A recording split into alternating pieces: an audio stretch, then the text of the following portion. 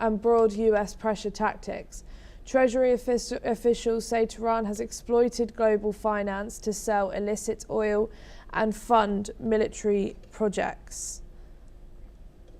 We are now being rejoined by Adrian Calamel. Thank you, Adrian, for joining us here today on NewsX World. Now,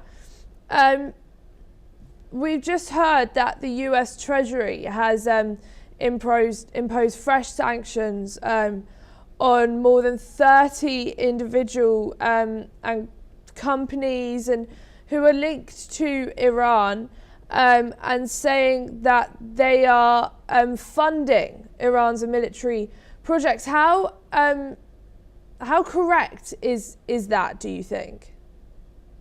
Well, first of all, thank you for having me on the show, and good morning to you, Ellie. I would say, I haven't seen the names yet, but it's well known that the regime operates a ghost fleet of ships, of tankers, and the basic trade, and part of it's been taken offline with Venezuela. That was part of the network.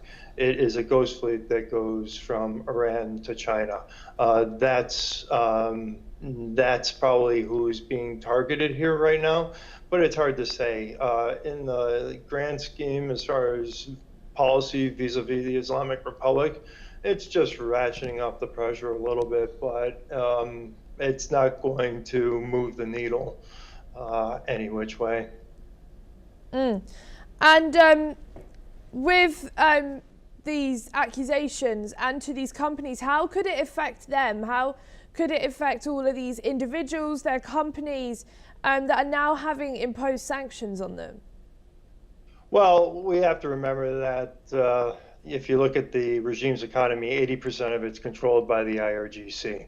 So when you sanction these companies, you're hitting the IRGC, and a big part of Trump's policies when he's been putting in the sanctions back in 2018, the maximum pressure campaign. This is a continuation of that program, of that policy. It's been targeted at regime officials who are cutouts, who operate ghost fleets, networks that move illicit oil, and that oil is moved back, and that money that they get for that oil is pushed back, let's say, for rocket fuel that they're getting from China. So that's how they're paying to pay up for the ballistic rocket fuel shortage that they experienced after the 12-day war. So I would say this is targeting the IRGC.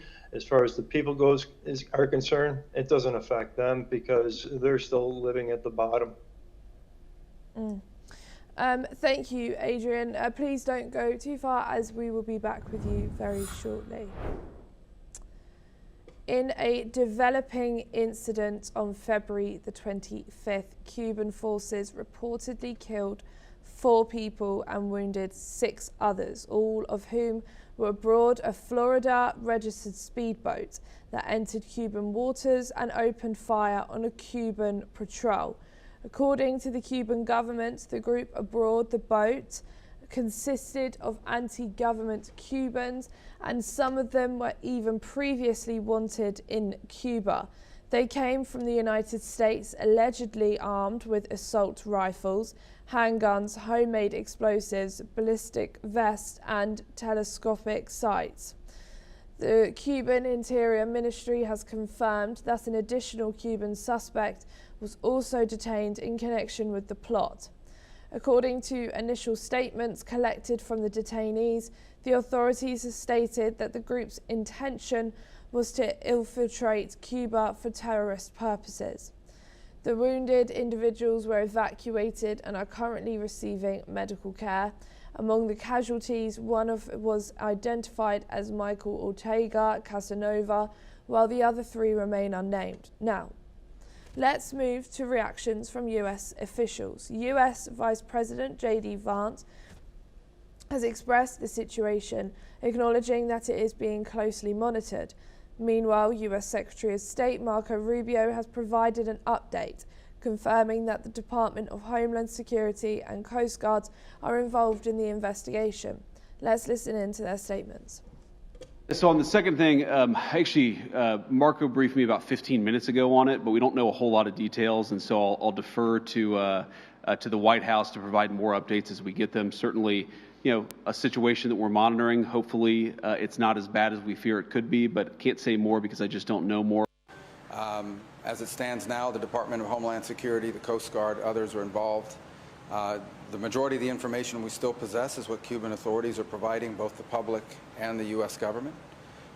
We have our embassy on the ground in Havana working this as we speak, asking for access to the people that were on those vessels, if they were American citizens or permanent residents. According to the Cuban regime, that the boat was registered in Florida. We're tracking that down. We will know shortly, and we will know quickly, many more facts about this incident than we know right now. The majority of the facts being publicly reported are those by the information provided by the Cubans. We will verify that independently, and as we gather more information, then we'll be prepared to respond accordingly. Moreover, in Florida, Attorney General James Athmir has ordered state prosecutors to open a separate investigation into the incident, expressing skepticism and the Cuban government's account. We're now being joined by Dr. Satoru Nagao, who's a fellow Hudson Institute, joining us from Hudson, Washington. Thank you so much for joining us here today on NewsX World. What are the potential diplomatic and security ramifications as for US-Cuba relations, especially given the current climate of sanctions, geopolitical tension and historical mistrust between the two countries? But this is important because for a long time, Cuba is a major country to register U.S. influence in the Caribbean Sea and in the American continent. So that's why the Cuba's intelligence connection or the Cuba's security person's presence in this region is one of the threats against the U.S. hegemony in this American continent. But now the Cuba-Venezuela agreement has disrupted. Indeed, Cuba does not have money to buy oil, but in this case, Cuba can provide a security person or the medical staff. So that's why the Venezuela provide oil. It was a deal between two countries, and so that's why Cuba can survive. But now Venezuela was fallen, and Cuba lost a partner to deal, the barter-based deal. So that's why Cuba faced a crisis, and Cuba tried to rely on the Mexico, but Mexico also cannot help the Cuba. So that's why the just current oil sanctions is very severe for Cuba's economy. And so now the people need to people face a very serious shortage of the energy.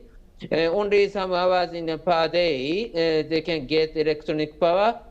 So that's why without Cuba follow the United States, it is very decisive for Cuba, and revolution or something could happen in the long run. And what broader questions does this incident raise about broader security, maritime law, and the risks of non-state or irregular actors engaging in armed movements across international waters?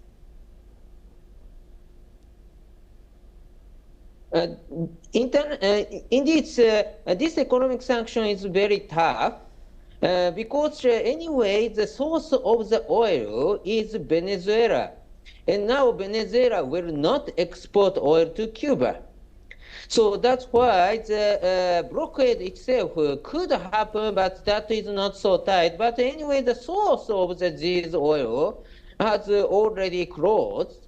And there is no other country to provide the oil instead of Venezuela, because providing the oil means that this is challenging against the United States.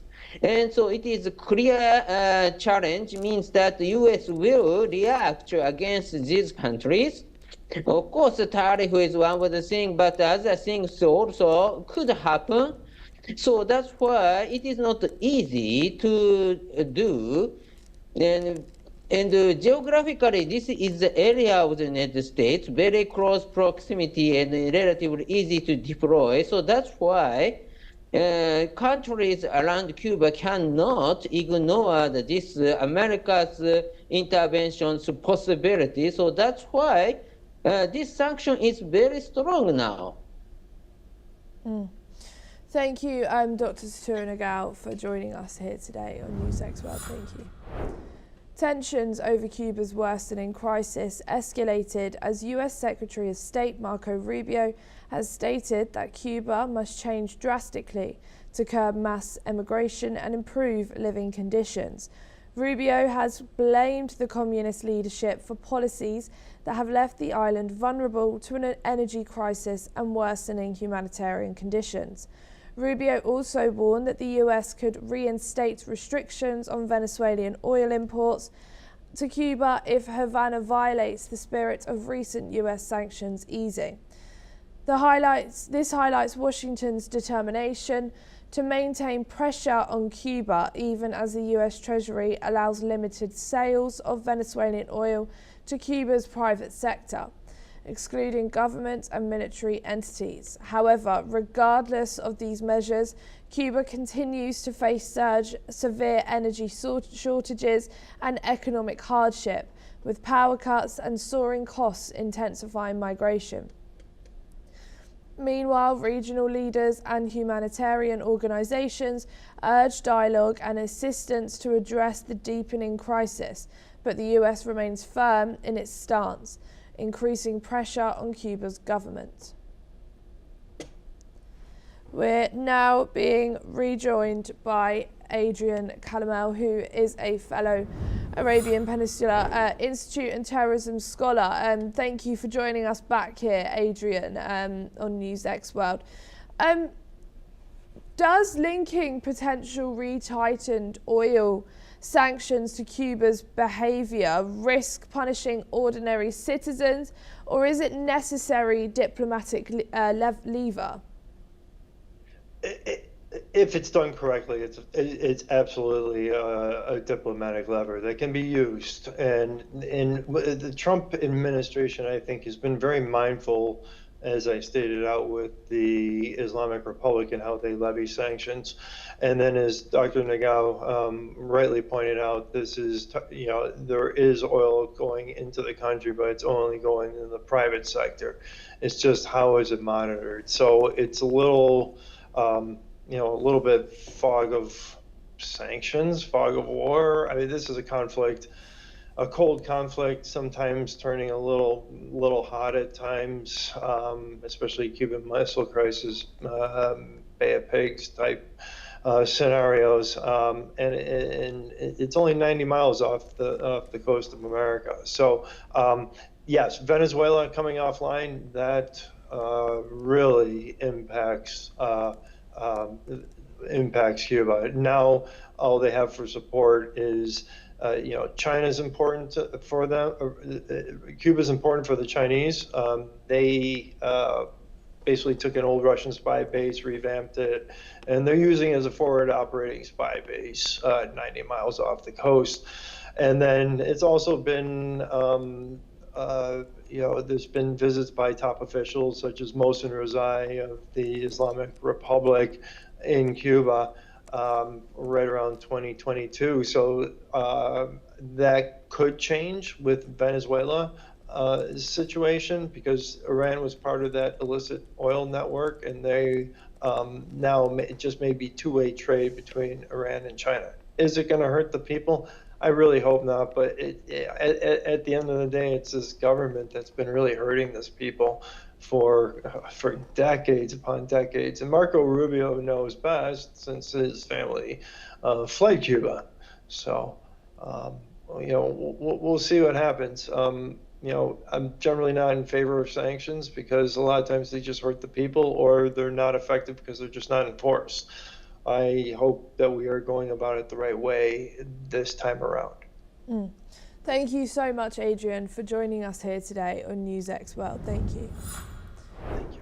Hong Kong's Court of Appeal has overturned Jimmy Lei's fraud conviction. The ruling came today, just days after Lei was sentenced on separate national security charges.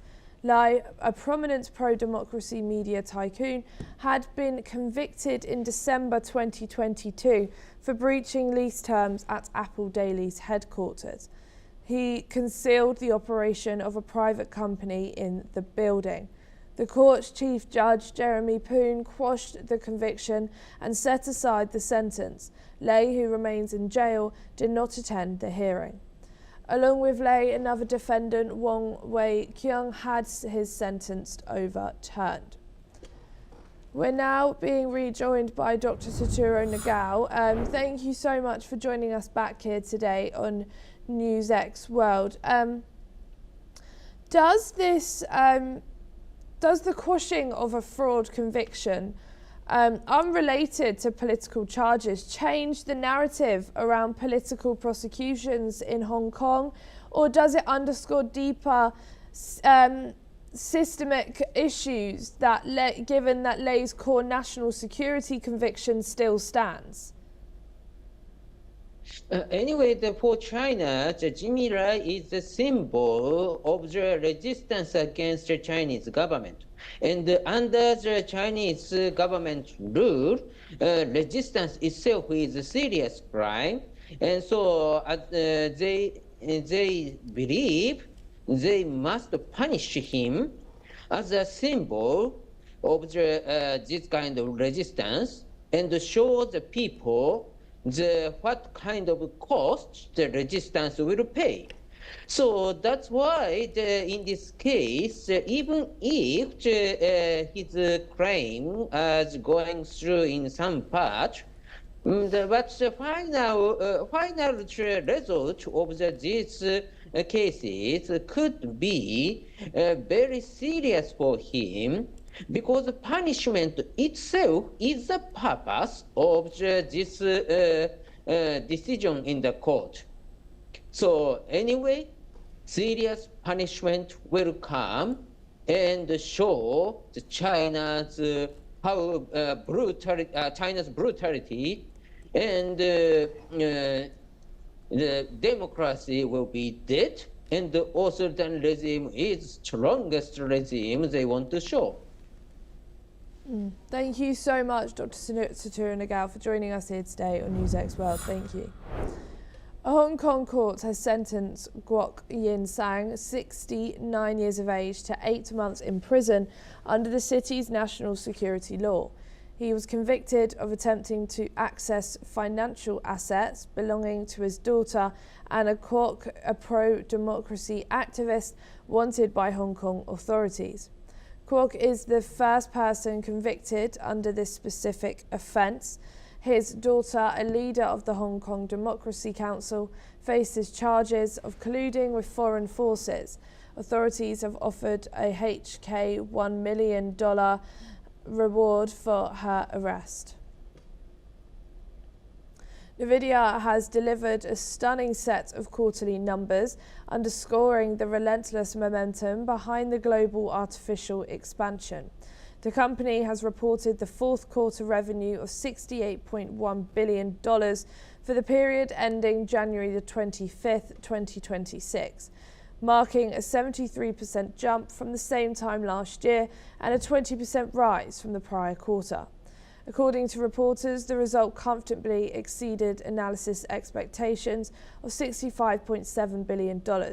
The performance has highlighted how demand for AI-focused chips continues to accelerate at an extraordinary pace for the fiscal year 2026, as Nvidia has generated $215.9 billion in revenue, reflecting a 65% annual increase. That's all we have time for. Keep watching NewsX World for more updates from around the world.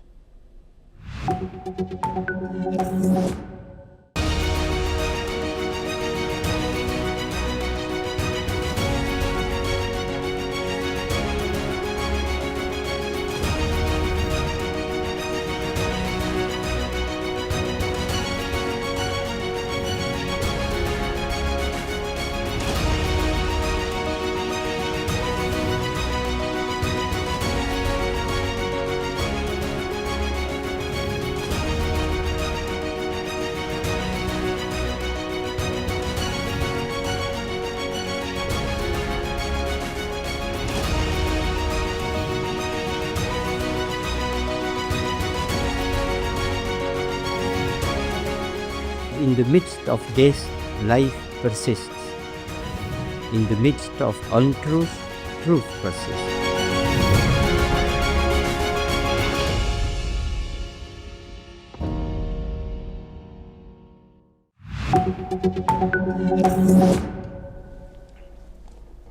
Hello and welcome. I'm Thomas Porteous and you're watching the World Report on NewsX World. Let's take a look at some of the top headlines of this hour. President Donald Trump declares a golden age of America in his State of the Union address, defending his economic record amid sliding approval ratings. With Republicans fearing midterm losses, he credits himself with lowering inflation, cutting taxes and drug prices, and driving stock markets to record highs. Trump delivers his annual address amid falling poll numbers and a Supreme Court ruling that strikes down most of his signature tariffs. He largely sticks to the script but turns combative on immigration, trading shouted barbs with Democratic lawmakers. President Trump signals he may order military action against Iran, saying he will not allow what he calls the world's top sponsor of terrorism to obtain a nuclear weapon. Despite building up US forces in the Middle East, he offers limited detail on why such a strike would be necessary. Ukrainian negotiators meet US officials to discuss post-war reconstruction, including a proposed prosperity package, President Volodymyr Zelensky says. Talks will also prepare for a possible trilateral meeting with Russia, which Kyiv hopes to hold in early March. Indian Prime Minister Narendra Modi arrives in Israel for a two-day visit aimed at deepening strategic ties as US-Iran tensions raise fears of regional conflict. Modi, who made a historic visit in 2017, seeks to build on growing defense and diplomatic cooperation with Prime Minister Netanyahu. German Chancellor Friedrich Merz begins his official visit to China, pushing to reset trade and address strains on Germany's manufacturing sector. Meeting Premier Li Qiang in Beijing, both sides back free trade amid US tariff disruptions and sign agreements on climate and food security. The United Nations Security Council expresses deep concern over escalating violence in Sudan and calls for an immediate end to the fighting. The Council condemns drone attacks on civilians and aid workers, including multiple strikes affecting World Food Programme operations. Japan says it will deploy surface-to-air missiles to its western island of Yohaguni by March 2031, signalling a stronger defense posture near Taiwan. The island lies just 110 kilometers from Taiwan amid rising tensions with China.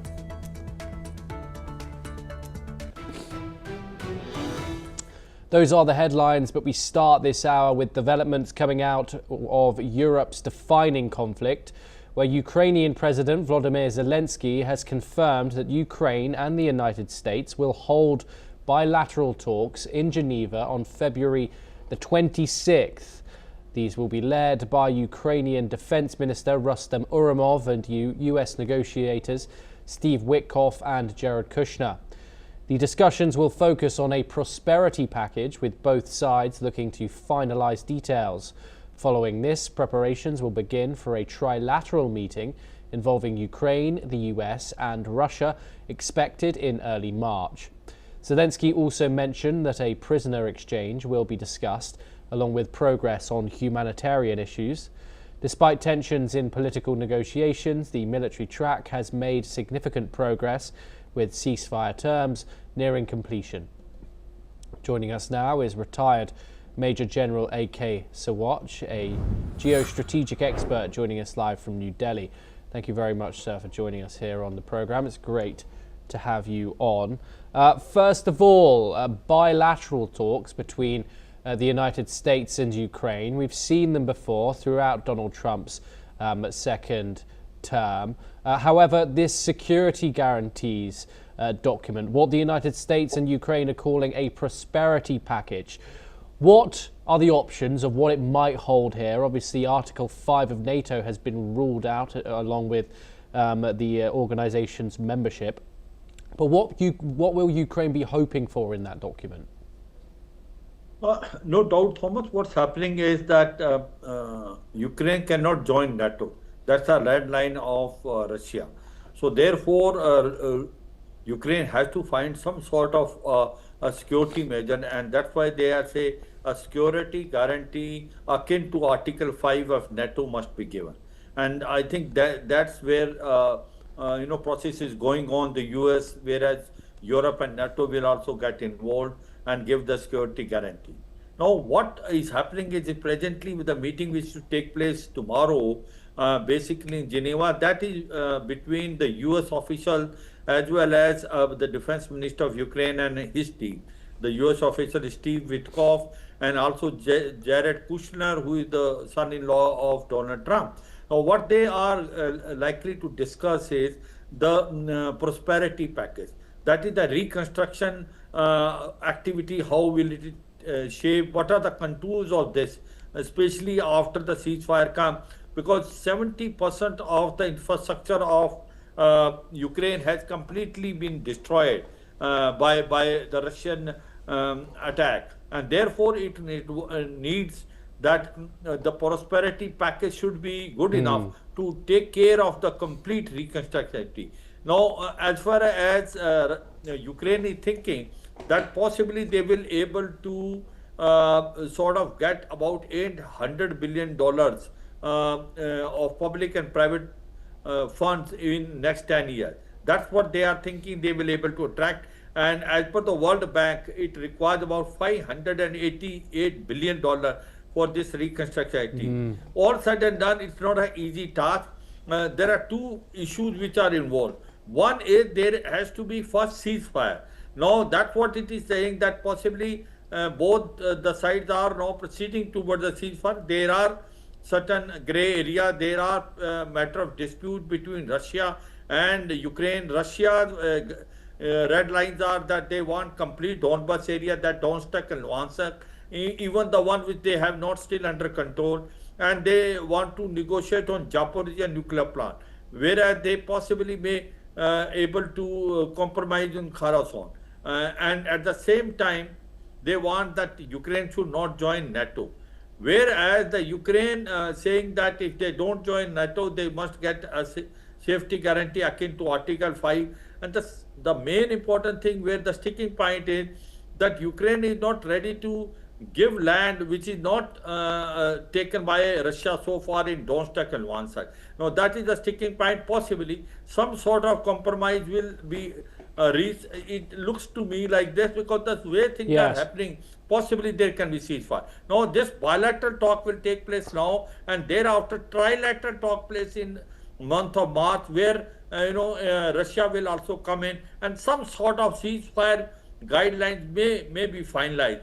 So overall, it looks like that things are moving in the right direction. First the ceasefire, then the reconstruction activity done by the prosperity package. Okay, and also, of course, the major sticking point going into those possible trilateral talks that will be coming early March is territory. Now, there is no point in even discussing this so-called prosperity package until territory is agreed upon. Do you think that both Russia and the United States are putting enough pressure on Ukraine to give up territory? Do you think that's going to happen, especially, of course, with Europe in Ukraine's corner when it comes to this, even given that it doesn't have a seat at a table in these talks coming up? The point is, Thomas, you have to be realistic. Ukraine must understand that it can't regain what it has lost. It will keep on losing much more than what it has lost so far. Because as the war is progressing, it is advantage to Russia. And Russia is progressing toward the western side, that is eastern Ukraine. It is already taken almost 85% of Donetsk and Luhansk area. And in case if Ukraine does not agree to the terms and conditions of giving complete Donbas, then the war will not stop. And if the war does not stop, you will find that Ukraine will be further losing the area, and therefore it is in the interest of peace and prosperity of the whole region that war must stop. And to war to stop, I suppose Ukraine has to agree to give some land to Russia. I think the US also want that, Russia also want. Of course, the Europe is not agreeing, NATO country, but they will agree, because otherwise the peace is not going to prevail. Then very rightly you said, where is the question of prosperity and reconstruction is starting until the ceasefire does not take place? I fully agree with it, but to me it looks like that it will be give and take. It has to be that. You remember Crimea was taken in 2014 by Russia. Nothing happened that time. Who said what? Nothing. So therefore, Ukraine must understand what is the ground reality. The ground reality is that Russia is advancing every day, and there is a more damage which is taking place in Ukraine side. Their infrastructure almost 70% is already gone. The energy sector is totally non-functional. People are suffering in Ukraine. There is no electricity as well as the gas. So in case if they think that peace must prevail, this has to be a compromise. It's supposed to be give and take from the both sides. Thomas. If Ukraine does indeed agree to concede territory, what does that mean for the future of international law, the violation of sovereignty? What if Putin does indeed decide to fulfill his previous war aims and take the entirety of it later on? These security guarantees, of course, so important to Ukraine for that reason. What are your thoughts on the concerns there? Surely Zelensky can't just give away territory, given that he was in fact invaded back in 2022. Doesn't that set a precedent? I know, I agree with you, Thomas. You are hitting the nail on the head. The problem of Zelensky that he does not have power to concede to the territory which is already in the Ukraine hand. That point is valid. But the area which has been taken by Russia so far in Donbas area, Donetsk, Luhansk, and the one which is still with the Ukraine, some 15%, it is a Russian-speaking area. Traditionally, it has been always with Russia. Even when the Soviet Union want to gather, and there was some sort of insurgency going on before Russia attacked on Ukraine on 24th February 2022. So to me, it looks like that. Until unless you do not concede something, it has to be give and take. And as we are saying that in case if Ukraine gives this area tomorrow, Russia will try to take more and may attack on Europe. I think it's a more far-fetched, because after all, Ukraine will get security guarantee.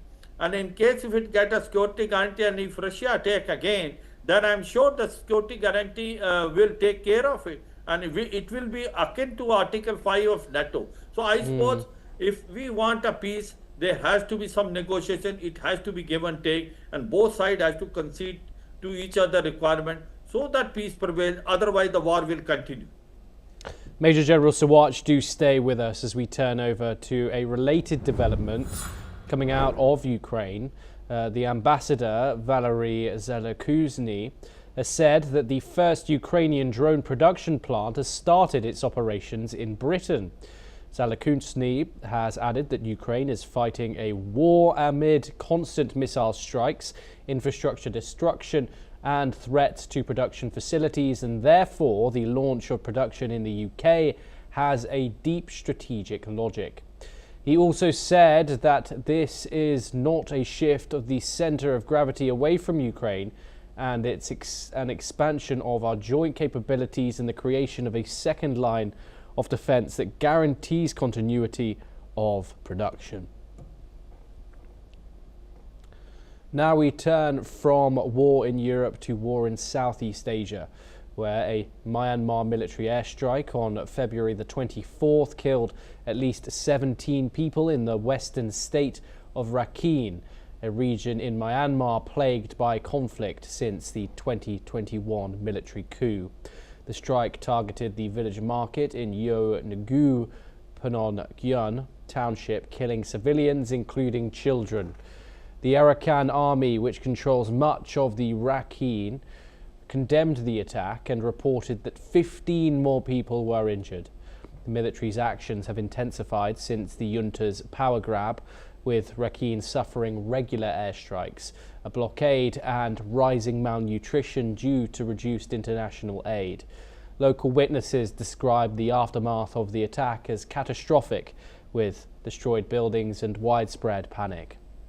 Joining us to discuss this is Dr. Satoru Nagao, a fellow at the Hudson Institute. He joins us live from Washington, D.C. Thank you so much, Dr. Nagao, for joining us. We were just discussing the general election of Myanmar just a few weeks ago. It was hoping to bring political legitimacy to the country, but of course we forget a civil war rages on there. What are your thoughts on the latest wave of attacks and the broader scale of how intense that civil war is right now?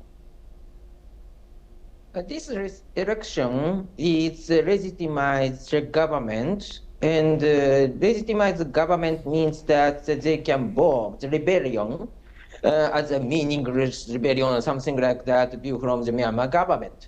But a view from the other countries, that election was not legitimized election because people vote for the army. It's just a support of the army. And so such kind of the vote is not election in the in other country. So that's why the military junta tried to increase the military operation against the Democrat side, but at the same time, it is not the legitimized military action against the civilian in Myanmar. And in case of the Myanmar's airstrike, indeed, this is a very big problem. The Myanmar's airstrike is destroying many civil purpose facilities in the area the army cannot occupy. So that's why this is violence against unarmed innocent civilian. And so that's why the many countries in the world do not want to support Myanmar's government airstrike. But in this case, Russia and China is providing weapons, and Myanmar can do that.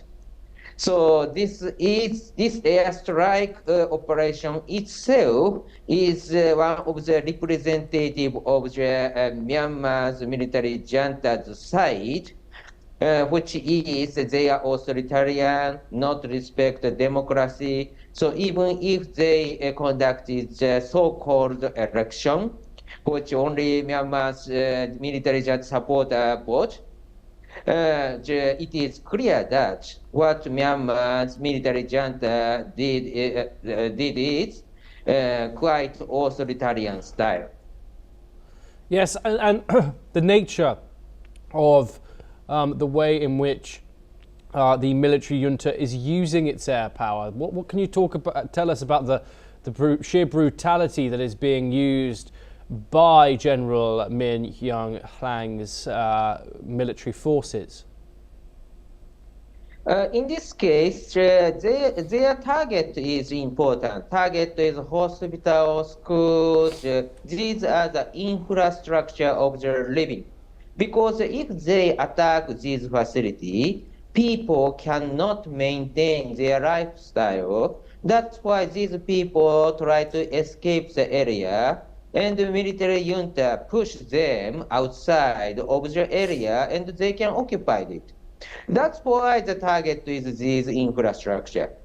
But such kind of the attack itself is clearly indicate that their military operation is fight against civilian. So that's why if the military junta say all of the target is military purpose target, but that's not true. The civil purpose target is the target of them. So that's why such kind of military operations, they should not do that. and the international community can understand the current military junta is bad government. Dr. Satoru Nagao, thank you so much for joining us here on NewsX World. It's a pleasure to talk to you. Do stay with us as we turn over to our next story. Chinese President Xi Jinping has told German Chancellor Friedrich Merz that their countries should strengthen strategic communication and mutual trust as the world becomes more turbulent and complex. Xi said he attached great importance to the two countries' relations. Merz, on his first visit to China, becomes the latest European leader seeking to reset ties with Beijing after Britain's Starmer and Canada's Carney earlier this year. Engagement between Europe's largest economy and China could set the stage for EU-China relations. Let's take a listen in to what Xi has said. 10年前呢，我曾经在一些场合呢提出了一个论断，就是世界正在经历100年未有大变局。近期呢，你也表示我们正在经历划时代的转折。世界越是变乱交织呢，中德两国要加强战略沟通，增进战略互信。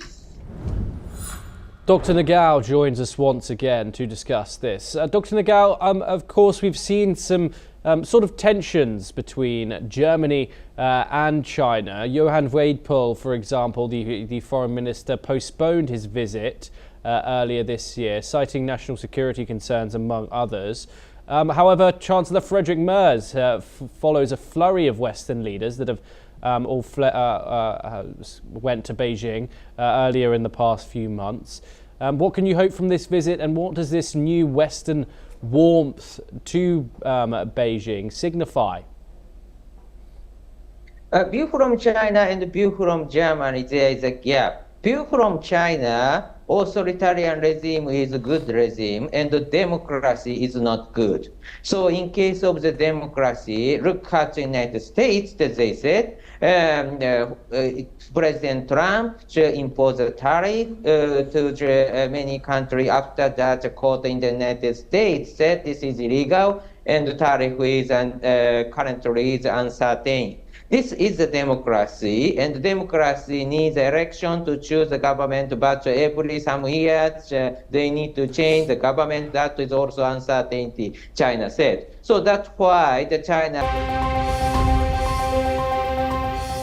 The physics. Hello and welcome, I'm Ellie Richardson and you're watching The World Report on NewsX World. Let's take a look at some of the top headlines of this hour. Iran and the US hold the latest round of talks in Geneva today aimed at resolving their long-standing nuclear dispute and averting new US strikes on Iran following a large-scale military build-up. The two countries renewed negotiations this month, hoping to tackle a decades-long standoff over Tehran's nuclear program. Cuban forces killed 4 people and wounded 6 others aboard a Florida-registered speedboat that entered Cuban waters on Wednesday and opened fire on a Cuban patrol. The Cuban government said it's at a time of heightened tensions with the United States. The United States has eased an oil embargo on Cuba, but Secretary of State Marco Rubio said the communist-run island must change dramatically, saying it had only itself to blame for an economic crisis. Former US Secretary of State Hillary Clinton is set to testify behind closed doors today before a congressional committee investigating the late sex offender Jeffrey Epstein, and his accomplice Ghislaine Maxwell. Former President Bill Clinton is scheduled to answer questions the following day.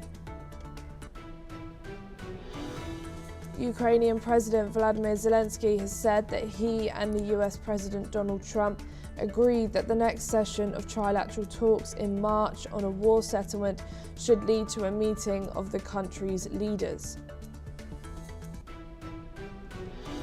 Jimmy Lai, the jailed pro-democracy tycoon, won an appeal overturning his 2022 fraud conviction. The Court of Appeal quashed the conviction, but Lai remains in jail. The death toll from the heavy rain in Brazil's southeastern state of Minas Gerais has risen to 46. Flooding and landslides displaced around 3,600 people in the cities of Juiz de Fora and Uba, while 21 people remain missing. The US is blocking the Venezuelan government from paying for Nicolas Maduro's legal representation in the drug trafficking case he faces in New York. Maduro and his wife Sila Flores have both pleaded not guilty to drug trafficking charges.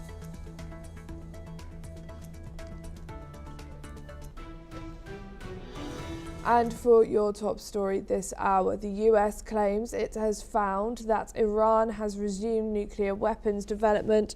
The Trump administration warns a prolonged conflict could drain US munitions stockpiles and create an opportunity for China to act against Taiwan.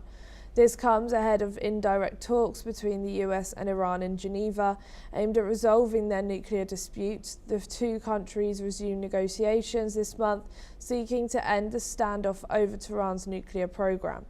The talks, mediated by Oman's foreign minister, will include US Special Envoy Steve Witkoff and Jared Kushner. President Trump has warned that while he prefers diplomacy, he won't allow Iran to have nuclear weapons. We are now being joined by Matthew Vadum, who is an American journalist joining us from Washington, D.C. Thank you so much for joining us here today, Matthew, on NewsX World. With the US and trying to hold talks against each other, saying it's a big problem between the pair. How do we see any really resolvement within this? Is it going to go to military action, or is it going to have an actual talk with it? I don't think talks between the United States and Iran are really going anywhere. They're doing them. I suspect. As a public relations exercise, the two sides are far apart. The United States government, the Trump administration, does not want to allow the theocratic dictators in Tehran to develop nuclear weapons, which they could use to threaten American military installations and Israel and America's allies in the Middle East. So I don't think that these talks between the two countries are going anywhere. And it seems to me that the two sides are just going through the motions. The U.S. insists that Iran give up its nuclear weapons program, and Iran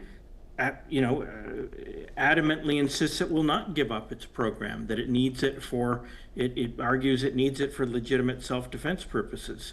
So I don't think the talks are going anywhere, and yet they persist, and who knows, maybe there'll be a miracle, a breakthrough, and they'll arrive at a peace deal, but it doesn't look very promising right now. And as they keep, Trump's very adamant on what he wants with these talks with Tehran. He's been very clear that what he wants with this. How do you think Iran's taking this when they have openly said, well, they don't want their missile program to be touched or even thought about, but Trump is now also insisting on this? Well, Iran is just going through the motions and participating in negotiations, but I don't think that they sincerely are open to any change in their position. So I don't think that the talks on Iranian missiles are going to, on that aspect of it, on their missile program, are going to go anywhere. It's possible, though. It's not missiles aren't not all of their missiles are necessarily part of their nuclear weapons program. So maybe, maybe some kind of a deal can be made for them to curb their arsenal. But I don't see why Iran would think that that was in its own self-interest. And obviously they're meeting in Geneva and want to resolve the nuclear dispute between the two countries. And now Steve Witkoff and Jared Kushner are also going to be there. Trump said the other day in his speech that he wants diplomacy for these upcoming talks. This is what he wants, diplomacy, but he keeps sending aircrafts and naval carriers over to the region. Iran was obviously, he knew the world was watching this, but Iran is obviously watching this as well. How do you think they took that and now saying that he wants diplomacy? I don't think that the leaders, I don't think that the mullahs in Tehran are stupid. I think that they recognize that the United States is on a war footing and that war is very likely coming to Iran sooner rather than later. They are dancing around this question in their public statements, but I think they know that trouble is on the way. Whether Iran sincerely believes that it could withstand a U.S. attack is another question. They, like any dictatorship, they tend to shout and scream and make outrageous statements about their invincibility, and then are often proven wrong. Iraq did the same thing before the United States invaded them the last time too. Said that it wasn't, that they were going to prevail. So, this is just what fanatics do in dictatorships, and they're going to keep insisting that they will win any conflict with the United States when it's pretty clear that they will not, that the United States will pretty decisively prevail over Iran. The only question is, in my opinion, how much the United States is going to have to pay in blood and treasure in order to secure that victory and to change the regime in Iran. Thank you, Matthew. Please don't go too far, as we will be joining back with you very shortly. Right. US President Donald Trump and Ukrainian President Vladimir Zelensky spoke ahead of a new round of talks aimed at ending Russia's ongoing invasion of Ukraine. The 30-minute conversation, confirmed by the White House, comes just before Ukrainian negotiator Rustem Umerov is set to meet US envoys Steve Witkoff and Jared Kushner in Geneva. These talks are part of a continued diplomatic push, with trilateral talks involving Russia expected in early March. Meanwhile, Zelensky expressed his gratitude for Trump's active involvement in negotiations, stressing that the only way to move forward is through a leaders' meeting. Despite these efforts, key issues remain unresolved, especially the fate of Donbas in eastern Ukraine, where fierce fighting continues. Russia is pushing for full control of Donbas, but Ukraine has firmly rejected these demands. Ukraine is demanding security guarantees to prevent further Russian aggression before any deal is signed. Furthermore, according to reports, a top Ukrainian official has confirmed that the next round of Russia-Ukraine talks is likely to take place between 26th and the 27th. Meanwhile, Kremlin economic envoy Kirill Dmitriev is also set to meet US negotiators in Geneva, with discussions focusing on economic matters. We are now being rejoined by Matthew. Thank you for rejoining us here today on NewsX World. Okay. How significant is the recent call between President Trump and Zelensky in setting the tone for the Geneva discussions, and what does it suggest about US diplomatic strategy and Ukraine's expectations?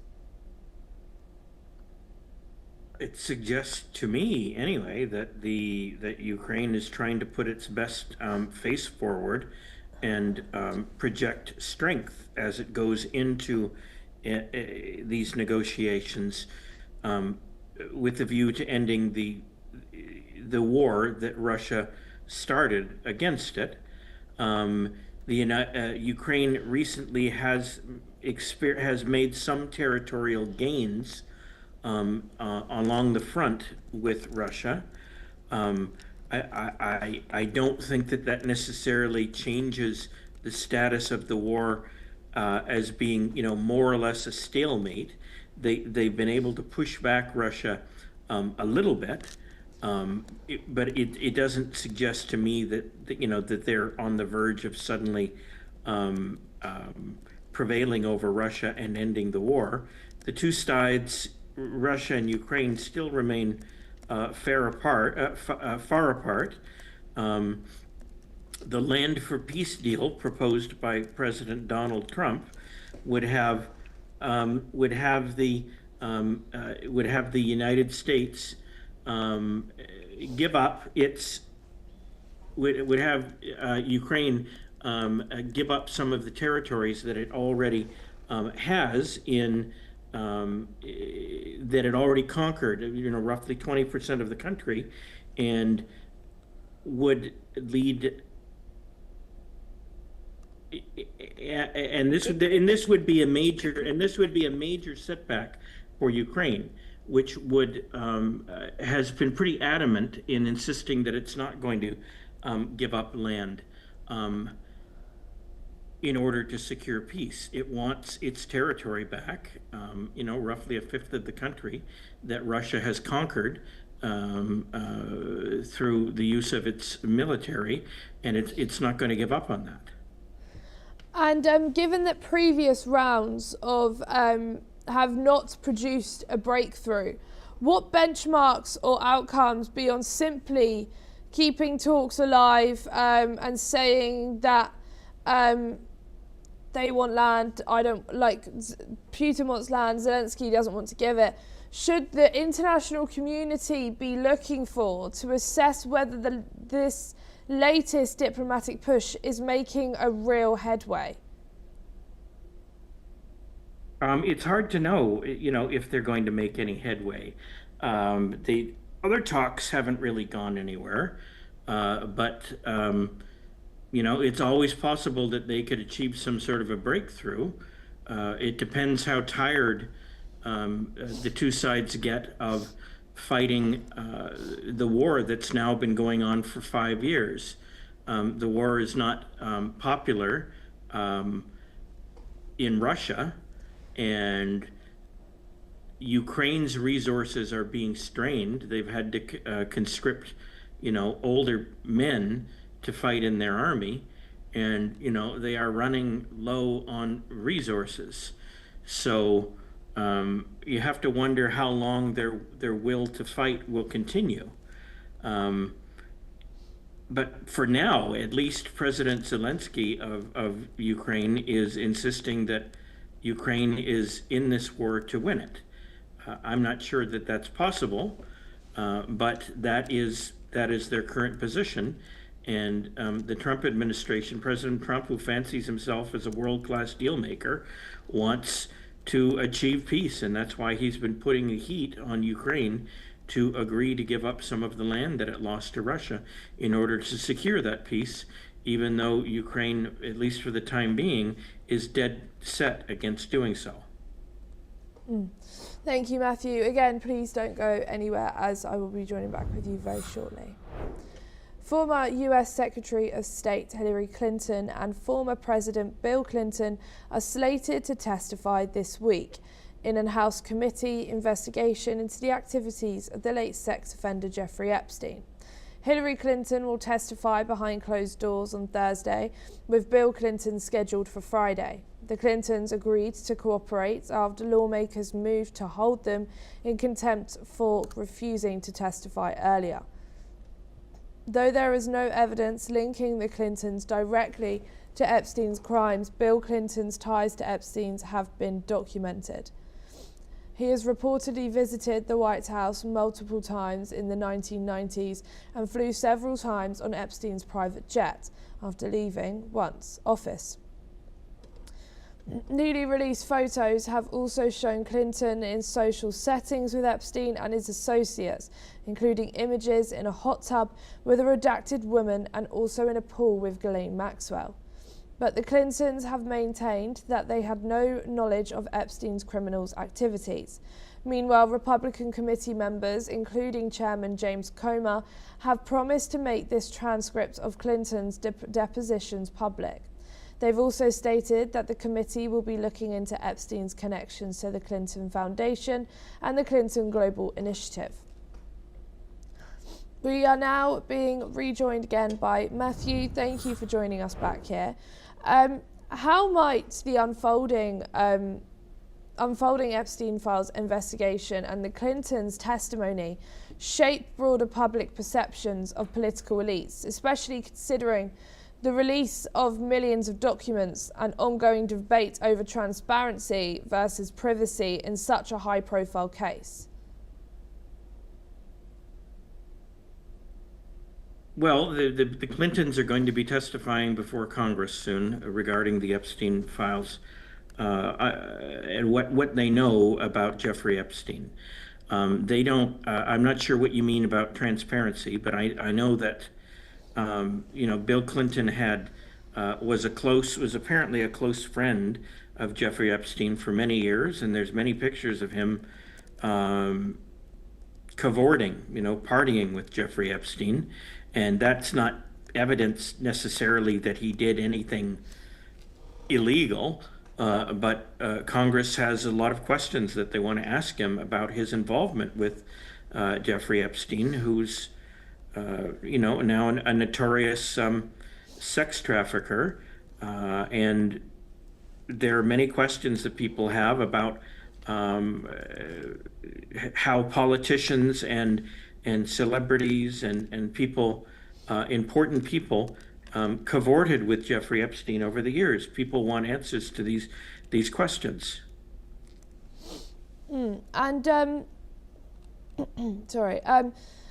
Given that these Epstein files have implicated a wide range of elite figures and prompted scrutiny of how the US Department of Justice has handled their release, what do you think the decision of Bill and Hillary Clinton to testify after resisting subpoenas and facing a potential contempt vote reveal about political accountability? I think that the Clintons recognize that they have no choice, that if they don't testify, that they are going to be held in contempt of Congress, and they could be potentially go to jail. This is what happened to former Trump advisors Steve Bannon and current trade advisor Peter Navarro when they refused to testify in Congress. And I think the Clintons see that what happened to the Trump associates, and they realize that it could happen to them too, and so they're complying with congressional demands to say what they know about Jeffrey Epstein. So I think in that sense it is Bill and Hillary Clinton are political figures, and there's accountability in terms of meaning that they are going to have to tell Congress, what a congressional committee, what they knew about Jeffrey Epstein. So that is a political accountability in a way. Whether it's going to lead to charges, it seems nobody has been charged so far or even arrested out of the Epstein files, except for the former Prince Andrew in England.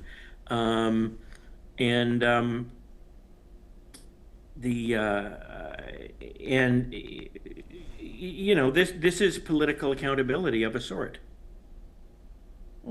Thank you so much, Matthew, for joining us here today on NewsX World. Thank you.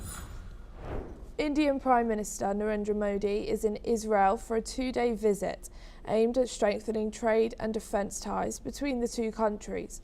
Delivering a speech before the Knesset on Wednesday, the 25th of February, PM Modi spoke of the natural synergy between two countries, particularly in fields such as quantum technologies, semiconductors and artificial intelligence. Moreover, on the October 7th Hamas attack, PM Modi has condemned it as a barbaric terrorist attack, expressing deep sympathy for the lives lost. Modi has also reiterated India's firm support for Israel, while also voicing support for the Gaza Peace Initiative, stressing that it is important in sustaining the peace-building process in the region. Let's listen now into his statements. For the last few years, India has been the fastest growing major economy in the world. Soon, we will be among the top 3 economies globally.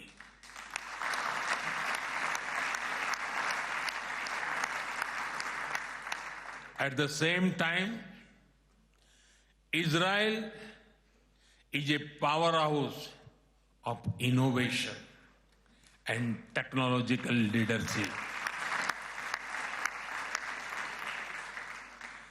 This creates a natural foundation for our forward-looking partnership. Your pain, we share your grief. India stands with Israel firmly, with full conviction in this moment and beyond. I also carry with me the deepest condolences of the people of India for every life lost and for every family whose world was shattered in the barbaric terrorist attack by Hamas on October 7. We are now being joined by Shruti Dasgupta, who's an international affairs analyst, joining us from New Delhi. Thank you so much for joining us here today on NewsX World. How does Modi's framing of a natural foundation for partnership, linking India's economic growth with Israel's innovation, shape expectations for future bilateral cooperation in defence, technology and trade? Greetings to you and your viewers, Ellie. What I do know is that India has been was one of the very few first nations to recognize Israel. It is also one of the nations that recognizes two-state solution to the entire Gaza, Palestine and Israel question. So we do know how to balance out our diplomacy while recognizing a democracy like Israel. So we've made that very firm and sure, while we have condemned in the harshest of words what has happened on October 7th, and we have supported Israel through its endeavors in trying to get rid of Hamas as a terrorist organization. We have also opposed the annexation of the West Bank entire registration question that is right now concerning the rest of the world. So we do know how to balance out our friendships as well as our relations. Now, moving on from what that particular statement really goes to, we are civilizational states, we are civilizational religious entities. We do happen to be Indians, as in the majority that is the Hindus, as well as Jews and their majority, which is the majority of Israel, happen to have a target painted on our heads by the Islamist groups, the radicals and the fundamentalists, and we as a result share a bonding. These kind of violence, the kind of oppression that these two people face outside their own borders pushes these two nations together. Now beyond this, that is the personal connections that Jews and Hindus and Jews and Indians face. We understand each other's pain, we understand what happens to a nation that is consistently under threat, that is consistently attacked from inside out by Islamist groups. So we empathize with each other, and we are each other's support system. Over the past few years, Israel has invested in India's Make in India program by having Israel defense companies have their subsidiaries in India itself. Between 2020 and 2024, the defense cooperation between these two nations increased by 34%. So that shows that this is a multi-billion-dollar exercise that India is willing to participate in. We are no longer wanting to be just a consumer. India is a manufacturing production hub, and Israel understands and recognizes it. While Israel keeps its tech happy, as in they are they've got advanced technology, India brings in the muscle power, the manpower behind the mass production level. So we are looking for a defense cooperation from that. An FTA meeting is happening right now between the 23rd and 26th of February, where India and Israel, which we are working to iron out the details, where somewhere in 2025, end of 2025, there was an interim agreement framework that was set between these two nations. And now we are ironing out the finer details that once that FTA is announced, we will realize that Israel is a partner nation for India. How? Not just in defense tech, we are also using irrigation technology, which Israel has the desalination, the drip irrigation technology that Israel has developed to prosper in a dry land like the Middle East. India is using the very same to support its very large population. So the technology from Israel and Israel is not one of those partners that sells defense technology without actually giving access to technology. There are no locks, there are no keys, there are no special caveats to the use of the technology that Israel hands over to India. So by being co-producers, having trade in the go, by being an important part of India's IMEC plan, which counters China's BRI and Silk Route narrative, helps India and Israel grow together as co-producers, as nations that understand each other's political as well as cultural and religious identities, and as supporters throughout the world. Thank you so much, Shruti, for joining us here today on NewsX World. Thank you. The death toll from heavy rains in Brazil's Minas Gerais state has risen to 46, with 21 people still missing. Flooding and landslides have displaced around 3,600 people in Juiz de Fora and Uba, two cities about 110 kilometers apart. Ricardo Dutra and a local resident mourned his 11-year-old son while his wife and daughter remain hospitalized.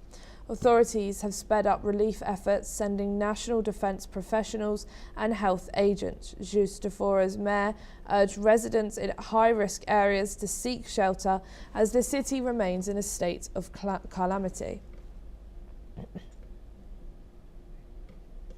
Mexican President Claudia Sheinbaum has responded to US President Donald Trump's claims regarding the killing of drug lord Nemesio Osagura, known as El Mencho. Speaking at her morning press conference, Sheinbaum has acknowledged that the United States did provide intelligence assistance, but Sheinbaum has stressed that it was the Mexico's National Defense Secretariat that carried out the entire operation that essentially led to the death of the New Generation cartel leader on Sunday. President Trump, in his State of Union address on February the 24th, claimed credit for the takedown of the quote-unquote a sinful cartel kingpin, though he did not specify El Mencho by name. When asked about Trump's remarks, Sheinbaum called them potentially electoral rhetoric, but reiterated that Mexico's information was accurate. Let's now listen in to the Mexican president's statements. Me llamó ¿qué día fue? Ayer antier, ¿no? Una llamada de 8 minutos para preguntarme qué pasa en México, cómo están las cosas. ¿Están bien? Pues le platiqué cómo había sido el operativo, que habíamos tenido ayuda en inteligencia por parte del gobierno de los Estados Unidos, que iba muy bien la coordinación. Ya, bueno, pues muchas gracias, nos vemos, que estés bien. Y reunión.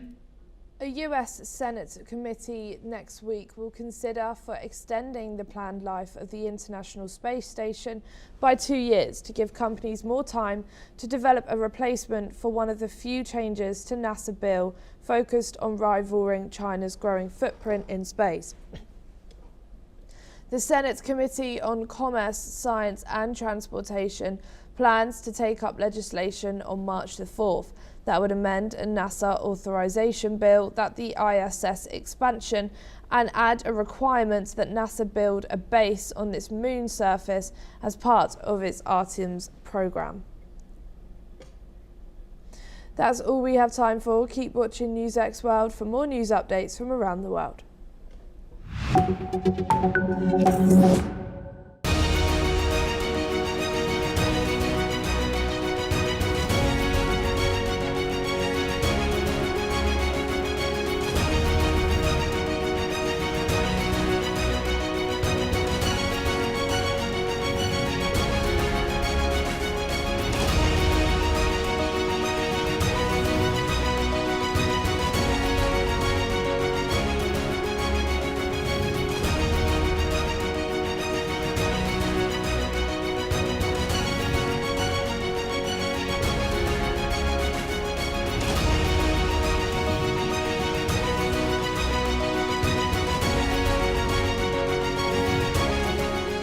In the midst of death, life persists.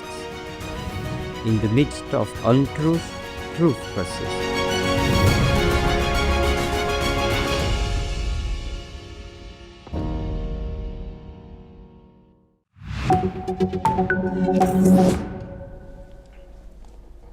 Hello and welcome. I'm Thomas Porteous and you're watching the World Report on NewsX World. Let's take a look at some of the top headlines of this hour. President Donald Trump declares a golden age of America in his State of the Union address, defending his economic record amid sliding approval ratings. With Republicans fearing midterm losses, he credits himself with lowering inflation, cutting taxes and drug prices, and driving stock markets to record highs. Trump delivers his annual address amid falling poll numbers and a Supreme Court ruling that strikes down most of his signature tariffs. He largely sticks to the script but turns combative on immigration, trading shouted barbs with Democratic lawmakers. President Trump signals he may order military action against Iran, saying he will not allow what he calls the world's top sponsor of terrorism to obtain a nuclear weapon. Despite building up US forces in the Middle East, he offers limited detail on why such a strike would be necessary. Ukrainian negotiators meet US officials to discuss post-war reconstruction, including a proposed prosperity package, President Volodymyr Zelensky says. Talks will also prepare for a possible trilateral meeting with Russia, which Kyiv hopes to hold in early March. Indian Prime Minister Narendra Modi arrives in Israel for a two-day visit aimed at deepening strategic ties as US-Iran tensions raise fears of regional conflict. Modi, who made a historic visit in 2017, seeks to build on growing defense and diplomatic cooperation with Prime Minister Netanyahu. German Chancellor Friedrich Merz begins his official visit to China, pushing to reset trade and address strains on Germany's manufacturing sector. Meeting Premier Li Qiang in Beijing, both sides back free trade amid US tariff disruptions and sign agreements on climate and food security. The United Nations Security Council expresses deep concern over escalating violence in Sudan and calls for an immediate end to the fighting. The Council condemns drone attacks on civilians and aid workers, including multiple strikes affecting World Food Programme operations. Japan says it will deploy surface-to-air missiles to its western island of Yohaguni by March 2031, signalling a stronger defence posture near Taiwan. The island lies just 110 kilometres from Taiwan amid rising tensions with China.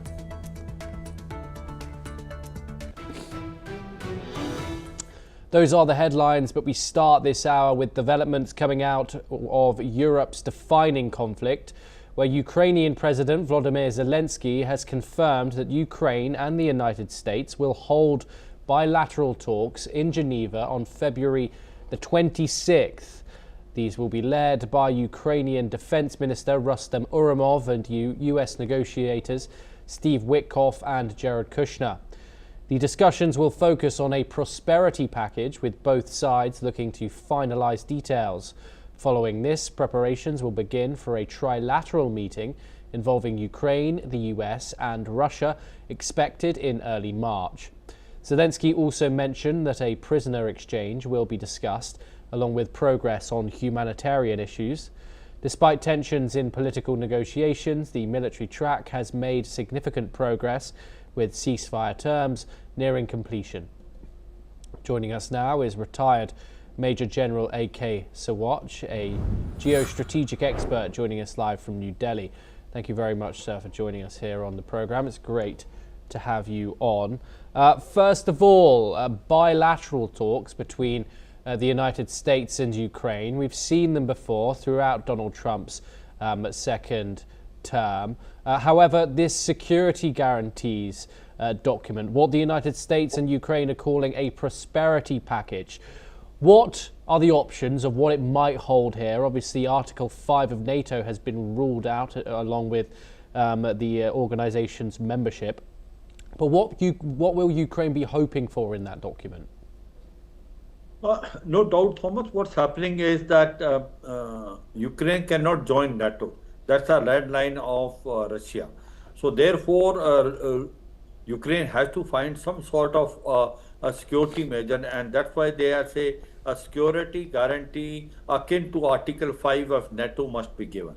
And I think that's where process is going on. The US, whereas Europe and NATO will also get involved and give the security guarantee. Now, what is happening is presently with the meeting which should take place tomorrow, basically in Geneva, that is between the US official as well as the defense minister of Ukraine and his team. The US official Steve Witkoff and also Jared Kushner, who is the son-in-law of Donald Trump. Now, what they are likely to discuss is the prosperity package. That is the reconstruction activity. How will it shape? What are the contours of this, especially after the ceasefire comes? Because 70% of the infrastructure of Ukraine has completely been destroyed by the Russian attack, and therefore it needs that the prosperity package should be good enough to take care of the complete reconstruction. Now, as far as Ukraine is thinking that possibly they will able to sort of get about $800 billion of public and private funds in next 10 years. That's what they are thinking they will able to attract. And as per the World Bank, it requires about $588 billion for this reconstruction. All said and done, it's not an easy task.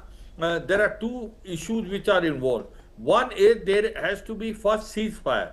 Now, that's what it is saying, that possibly both the sides are now proceeding towards the ceasefire. There are certain gray area. There are matter of dispute between Russia and Ukraine. Russia's red lines are that they want complete Donbas area, that Donetsk and Luhansk, even the one which they have not still under control, and they want to negotiate on Geopolitics nuclear plant, whereas they possibly may able to compromise on Kherson. And at the same time, they want that Ukraine should not join NATO. Whereas the Ukraine saying that if they don't join NATO, they must get a safety guarantee akin to Article 5. And the main important thing where the sticking point is that Ukraine is not ready to give land which is not taken by Russia so far in Donetsk and Luhansk. Now that is the sticking point. Possibly some sort of compromise will be reached. It looks to me like this because the way things are happening, possibly there can be ceasefire. Now this bilateral talk will take place now, and thereafter trilateral talk place in month of March, where Russia will also come in, and some sort of ceasefire guidelines may be finalized. So overall, it looks like that things are moving in the right direction. First the ceasefire, then the reconstruction activity done by the prosperity package. Okay, and also, of course, the major sticking point going into those possible trilateral talks that will be coming early March is territory. Now, there is no point in even discussing this so-called prosperity package until territory is agreed upon. Do you think that both Russia and the United States are putting enough pressure on Ukraine to give up territory? Do you think that's going to happen, especially, of course, with Europe in Ukraine's corner when it comes to this, even given that it doesn't have a seat at a table in these talks coming up? You know, the point is, Thomas, you have to be realistic. Ukraine must understand that it can't regain what it has lost. It will keep on losing much more than what it has lost so far. Because as the war is progressing, it is advantage to Russia. And Russia is progressing toward the western side, that is eastern Ukraine. It is already taken almost 85% of Donetsk and Luhansk area. And in case if Ukraine does not agree to the terms and conditions of giving complete Donbas, then the war will not stop. And if the war does not stop, you will find that Ukraine will be further losing the area. And therefore, it is in the interest of peace and prosperity of the whole region that war must stop. And to war to stop, I suppose Ukraine has to agree to give some land to Russia. I think the US also want that, Russia also want. Of course, the Europe is not agreeing, NATO country, but they will agree, because otherwise the peace is not going to prevail. Then very rightly you said, where is the question of prosperity and reconstruction is starting until the ceasefire does not take place? I fully agree with it, but to me it looks like that it will be give and take. It has to be that, you remember Crimea was taken in 2014 by Russia. Nothing happened that time.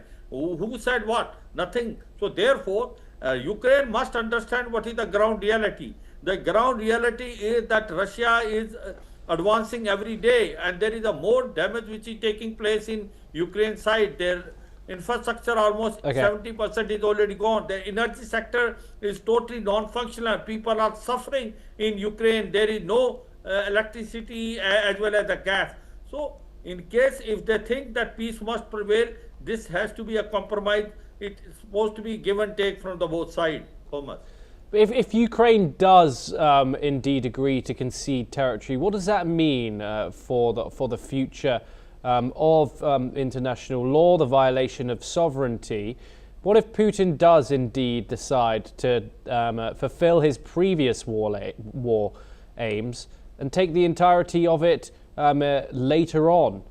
These security guarantees, of course, so important to Ukraine for that reason. What are your thoughts on the concerns there? Surely Zelensky can't just give away territory, given that he was in fact invaded back in 2022. Doesn't that set a precedent?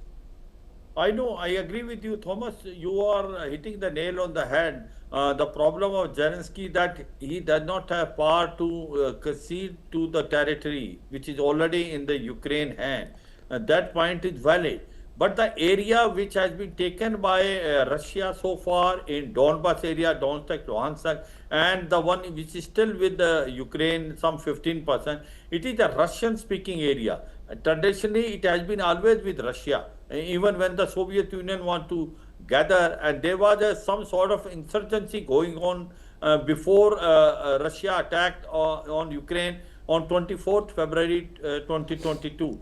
So to me, it looks like that. Until unless you do not concede something, it has to be give and take. And as we are saying that in case if Ukraine gives this area tomorrow, Russia will try to take more and may attack on Europe.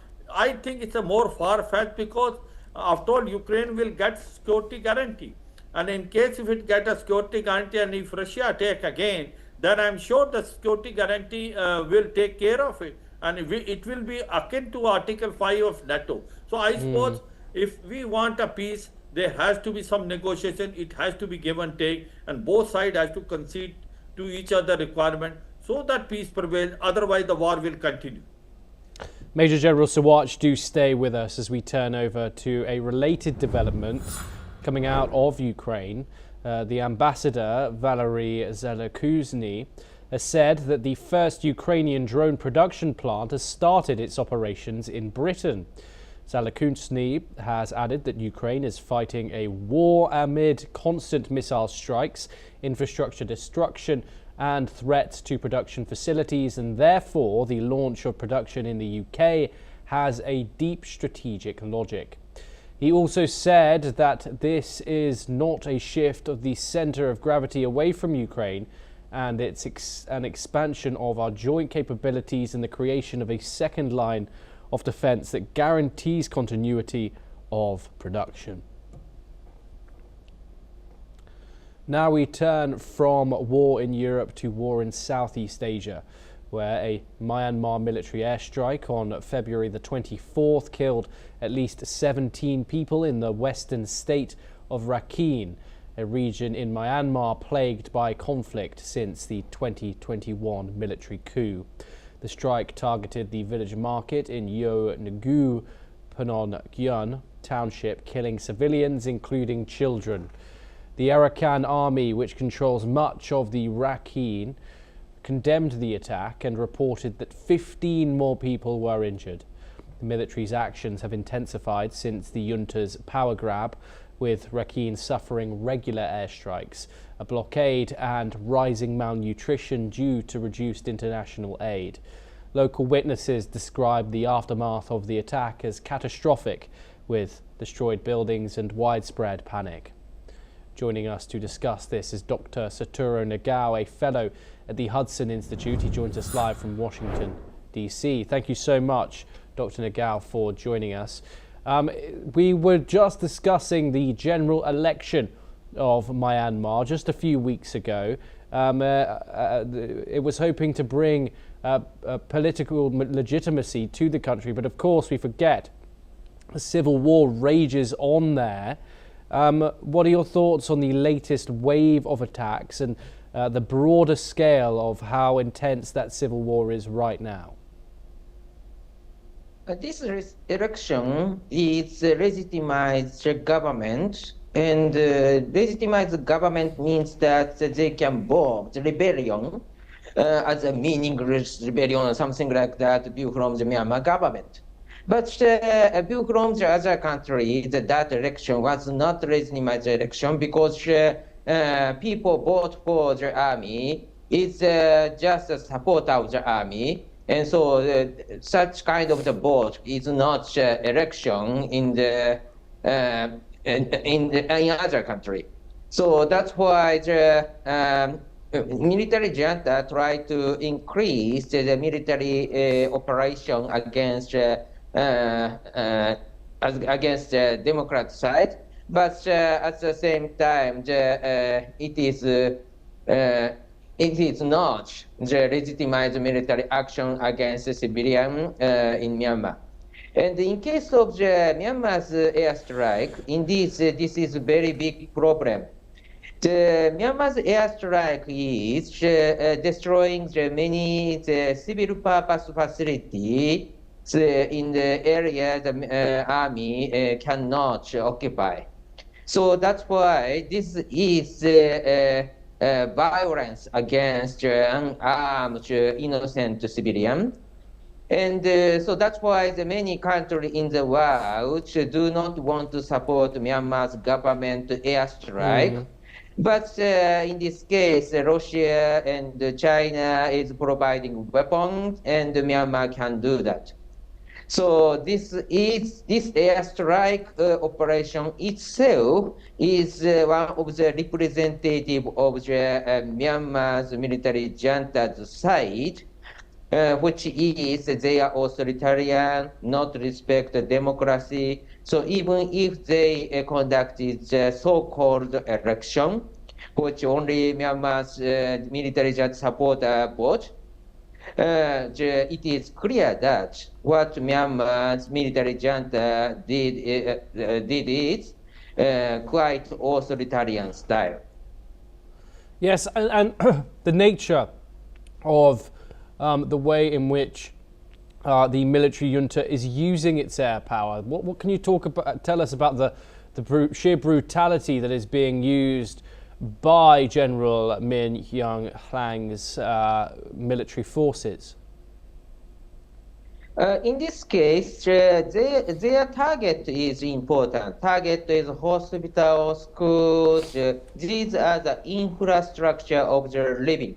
Because if they attack these facilities, people cannot maintain their lifestyle. That's why these people try to escape the area, and the military junta push them outside of the area, and they can occupy it. That's why the target is this infrastructure. But such kind of the attack itself is clearly indicate that their military operation is fight against civilian. So that's why if the military junta say all of the target is military purpose target, but that's not true. The civil purpose target is the target of them. So that's why such kind of military operations, they should not do that. And the international community can understand the current military junta is bad government. Dr. Satoru Nagao, thank you so much for joining us here on NewsX World. It's a pleasure to talk to you. Do stay with us as we turn over to our next story. Chinese President Xi Jinping has told German Chancellor Friedrich Merz that their countries should strengthen strategic communication and mutual trust as the world becomes more turbulent and complex. Xi said he attached great importance to the two countries' relations. Merz, on his first visit to China, becomes the latest European leader seeking to reset ties with Beijing after Britain's Starmer and Canada's Carney earlier this year. Engagement between Europe's largest economy and China could set the stage for EU-China relations. Let's take a listen in to what Xi has said. 10年前呢，我曾经在一些场合呢提出了一个论断，就是世界正在经历100年未有的大变局。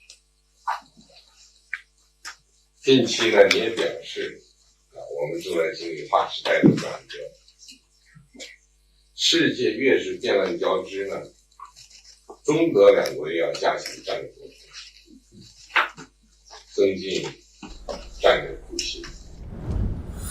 Dr. Nagao joins us once again to discuss this. Dr. Nagao, of course, we've seen some sort of tensions between Germany and China. Johann Wadepool, for example, the foreign minister, postponed his visit earlier this year, citing national security concerns, among others. However, Chancellor Friedrich Merz follows a flurry of Western leaders that have all went to Beijing earlier in the past few months. What can you hope from this visit, and what does this new Western warmth to Beijing signify? View from China and view from Germany, there is a gap. View from China, authoritarian regime is a good regime and the democracy is not good. So in case of the democracy, look at the United States, that they said, President Trump imposed a tariff to many countries. After that, the court in the United States said this is illegal and the tariff is currently is uncertain. This is a democracy, and democracy needs election to choose the government, but every some years they need to change the government. That is also uncertainty, China said. So that's why the China want to say that China is trustworthy because long term the same government continue. So when the United States show there's a democracy and which is a little bit unstable because of the people's choices change always.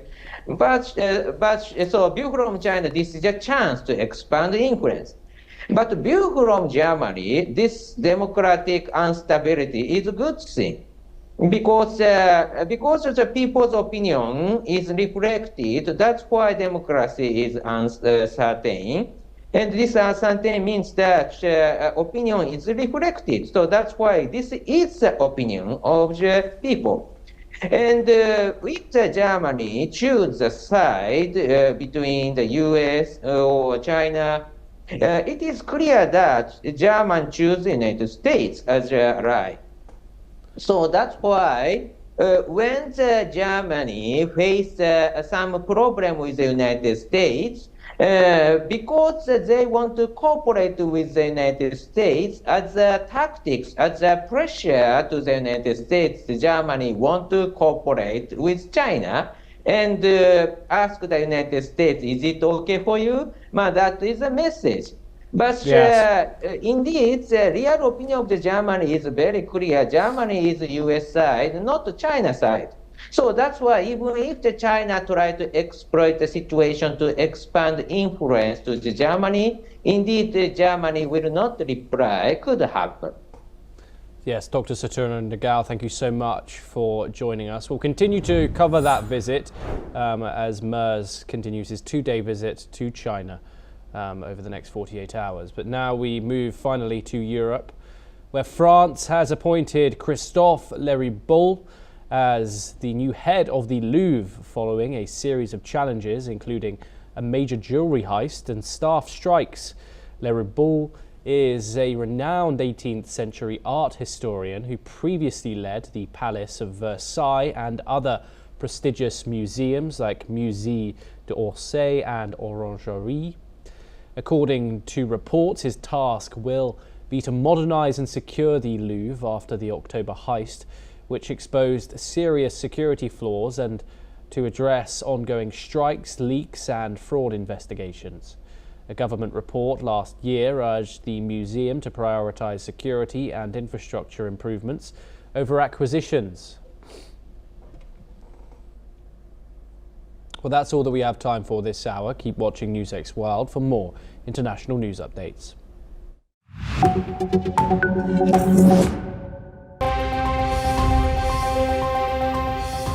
The physics was known for quite a while, and so that I think it hasn't really changed our understanding the quantum world work.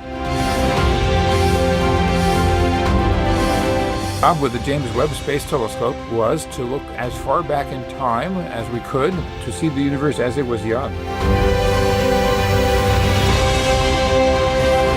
Changing the basic attitude about what education is for and what it needs to be. Biology, medical studies, they make great progress.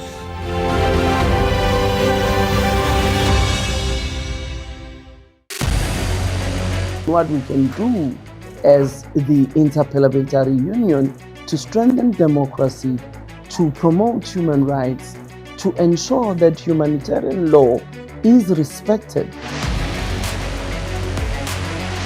UN Security Council needs a makeover, a comprehensive reform, and India deserves a position there, a role there. Prime Minister Modi during Operation Sindoor made it amply clear that war has never been India's choice. We are with the side of peace. We are neither neutral nor indifferent. We are with peace. We would have dealt with the US a whole lot on trade. Hello and welcome, I'm Ellie Richardson and you're watching The World Report on NewsX World. Let's take a look at some of the top headlines of this hour. Iran and the US hold the latest round of talks in Geneva today aimed at resolving their long-standing nuclear dispute and averting new US strikes on Iran following a large-scale military build-up. The two countries renewed negotiations this month, hoping to tackle a decades-long standoff over Tehran's nuclear program. Cuban forces killed 4 people and wounded 6 others aboard a Florida-registered speedboat that entered Cuban waters on Wednesday and opened fire on a Cuban patrol. The Cuban government said at a time of heightened tensions with the United States. The United States has eased an oil embargo on Cuba, but Secretary of State Marco Rubio said the communist-run island must change dramatically, saying it only had itself to blame for an economic crisis. Former US Secretary of State Hillary Clinton is set to testify behind closed doors before a congressional committee investigating the late convicted sex offender Jeffrey Epstein and his accomplice Ghislaine Maxwell. Former President Bill Clinton is scheduled to answer questions the following day. Ukrainian President Vladimir Zelensky has said that he and the US President Donald Trump agreed that the next session of trilateral talks in March on a war settlement should lead to a meeting of the country's leaders.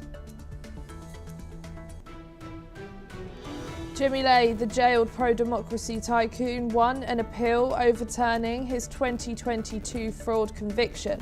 The Court of Appeal quashed the conviction, but Lai remains in jail. The death toll from the heavy rains in Brazil's southern eastern state of Minas Gerais has risen to 46. Flooding and landslides displaced around 3,600 people in the cities of Juiz de Fora and Uba, while 21 people remain missing. The US is blocking the Venezuelan government from paying for Nicolas Maduro's legal representation in the drug trafficking case he faces in New York. Maduro and his wife both pleaded not guilty to drug trafficking charges. And for your top stories this hour, Larry Summers, former president of Harvard University, will resign from teaching at the end of this academic year in a decision that is reportedly linked to the review of documents related to Jeffrey Epstein. This follows the release of emails by the US House Oversight Committee, which raised question about Summers' relationship with the late financier. The emails reveal a friendship between Summers and Epstein that lasted until 2019 and raises questions about Harvard's ties to Epstein, who donated over $9 million to the university. Meanwhile, a senior Democrat in Congress has accused the Justice Department of withholding FBI interviews with a woman who accused US President Donald Trump of sexual abuse as a minor. Moreover, Representative Robert Garcia has alleged that the DOJ suppressed over 50 pages of material related to the woman's claims, which had been part of the latest release of the Epstein documents. Garcia further claimed that the DOJ's actions heightened concerns of a possible White House cover-up, especially after the department released only the first of 4 interviews with the woman. We are now being joined by Dr. Sanjay Kumar, who is a journalist and is joining us from South Korea. Thank you for joining us here today on NewsX World. In what ways might Summers' resignation and similar resignations in academia and other sectors reshape conversations about accountability for powerful individuals with past connections to criminals? Although against Summers there were no criminal charges, but his action shows that he has taken the accountability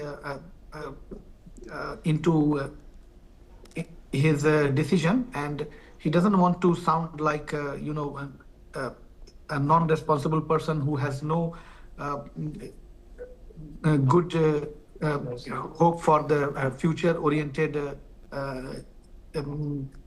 healthy elite circles.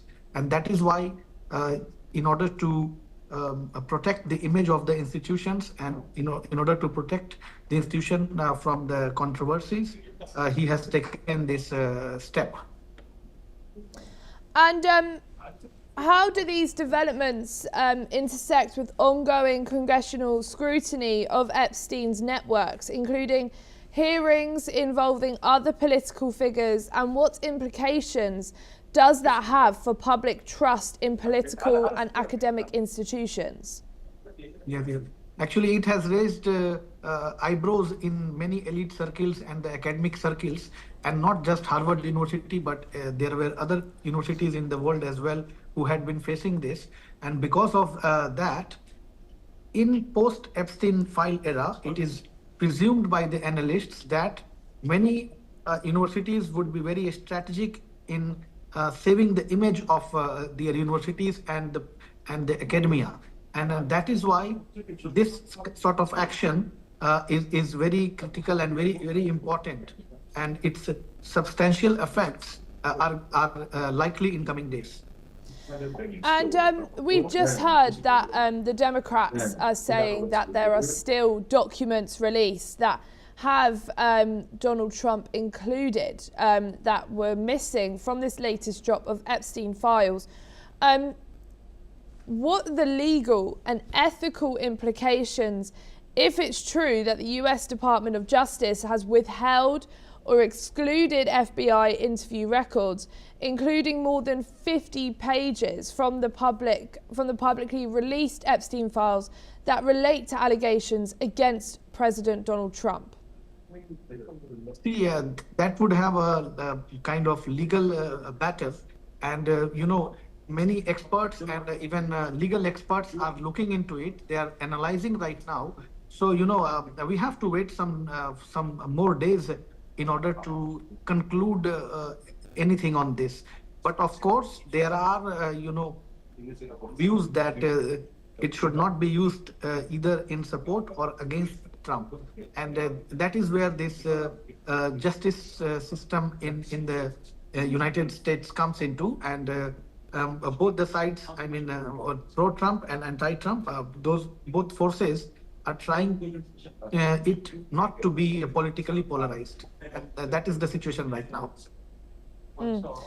And how does this dispute over missing or withheld documents affect public confidence in federal transparency laws like the Epstein Files Transparency Act and the broader credibility of the Justice Department?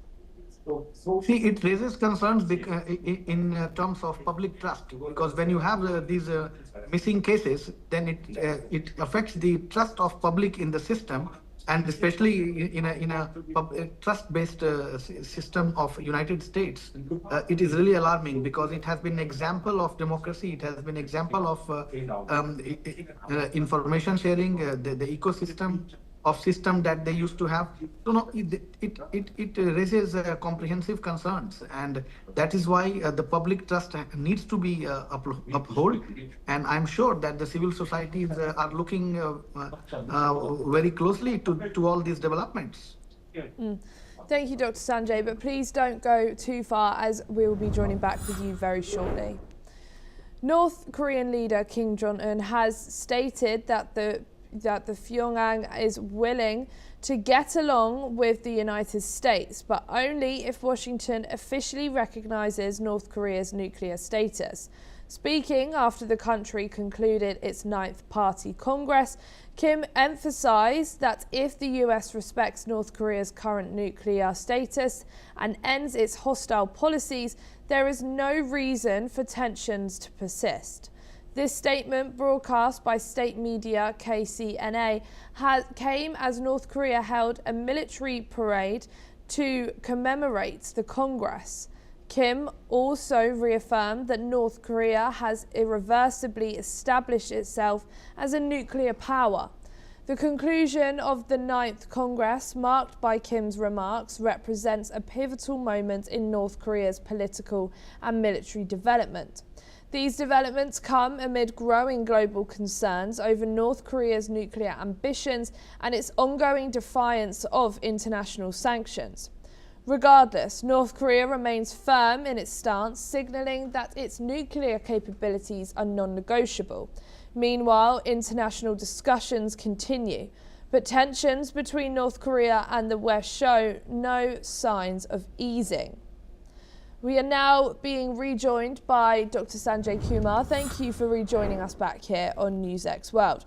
How might this conditional opening towards the US affect Washington's policy options, especially balancing pressures to denuclearize the Korean peninsula with the possibility of reducing tensions through engagement? See, the North Korean perspective is very clear to understand. They do not want to talk anything about denuclearization in present times. In the past also they didn't want, and in future also they don't want. So they are very strategic in their message, and the message also shows the interest of the North Korean regime in engaging with the US. And in April, when Trump is going to be in China, North Korea would like to be in focus. You know, last year during the APEC summit, Trump showed some interest, but after that, because these North Koreans did not, I mean, Kim Jong-un did not show interest in any possible Trump-Kim summit.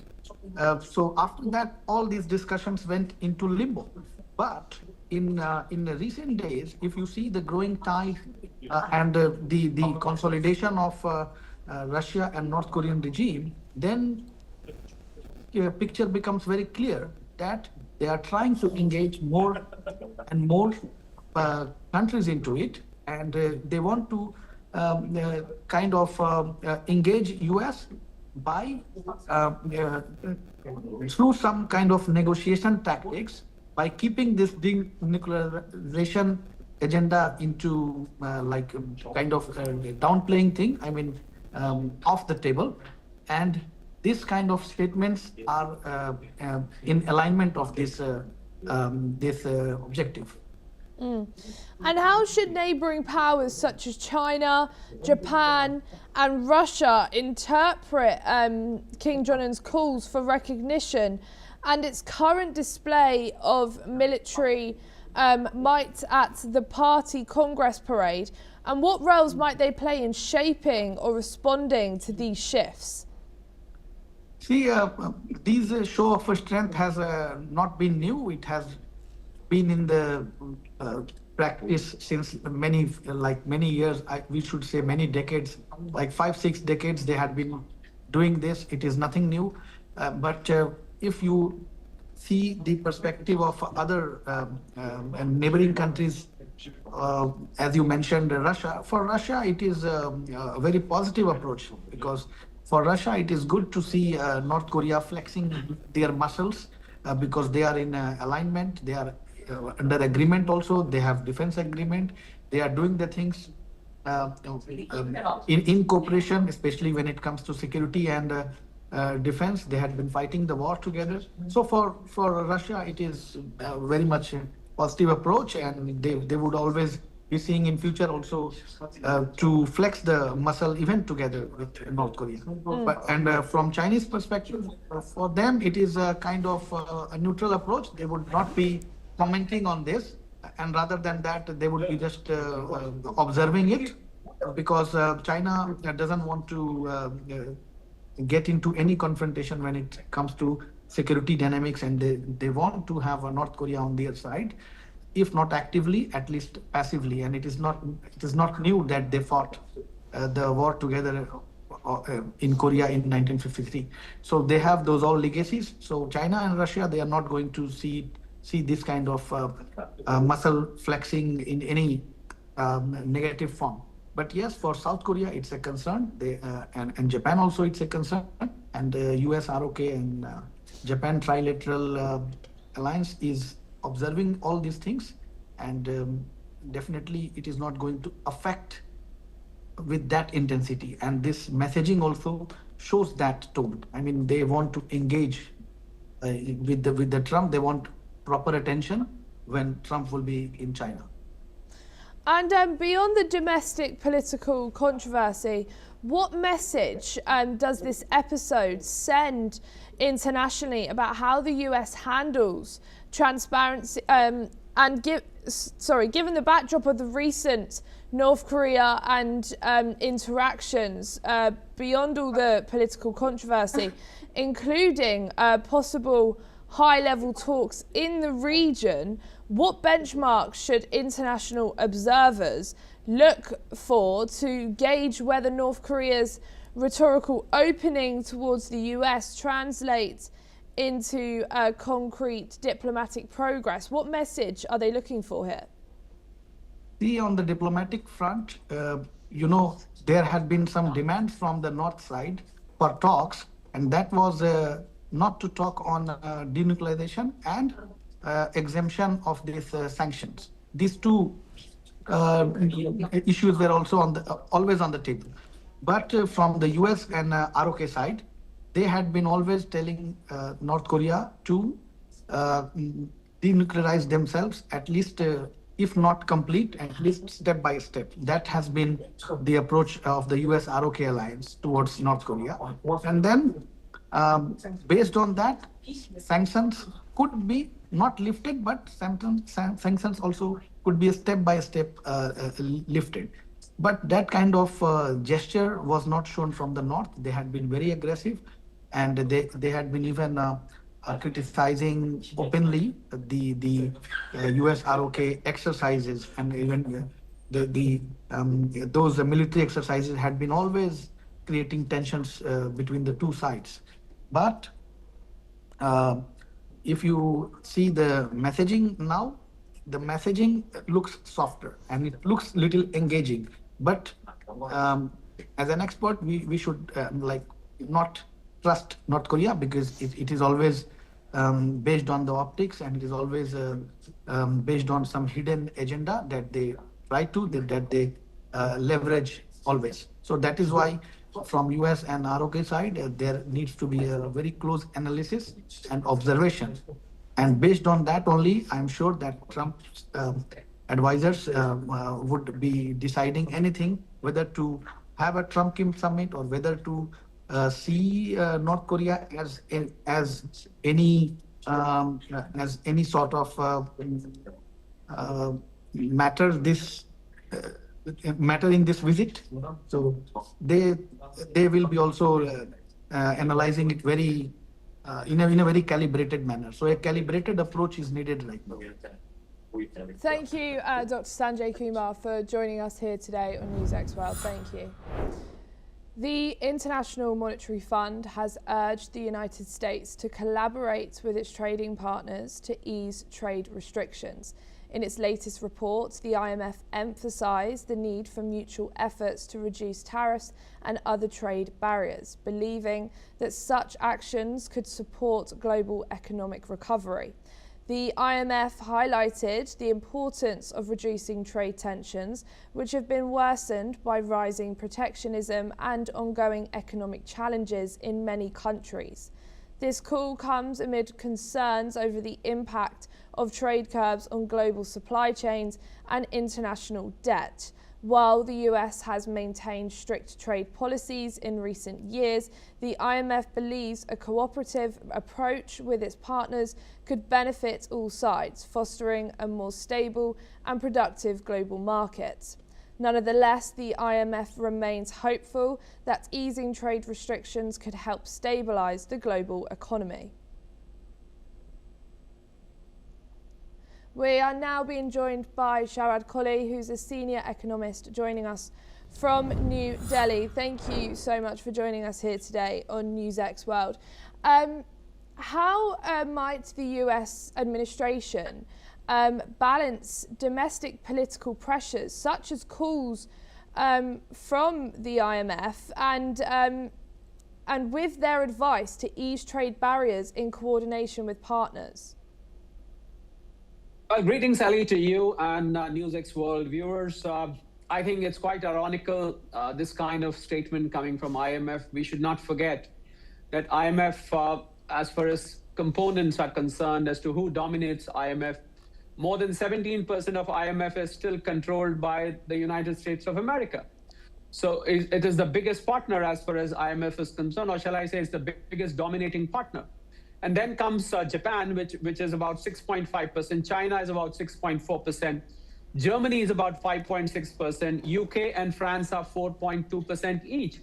So obviously the statements are coming out of China and Germany and UK to a certain extent. So that is the sanctity of the statement, because when US is the principal dominating partner, I really don't think President Trump is going to heed to that advice. He has not heeded to this advice as far as the local people of US is concerned.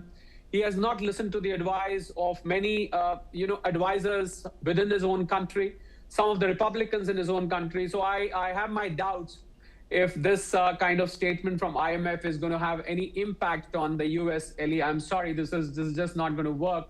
It's too mild a statement for somebody like President Trump, who's quite adamant, and he's been threatening tariffs even after the Supreme Court order, which nullified the tariffs levied as reciprocal from 2nd of April. He's completely disregarded that. He's threatened in a State of Union address, which came in, day before night of the US. He said, I'm going to levy more tariffs. I know which countries are playing games and so on. So his threats keep coming.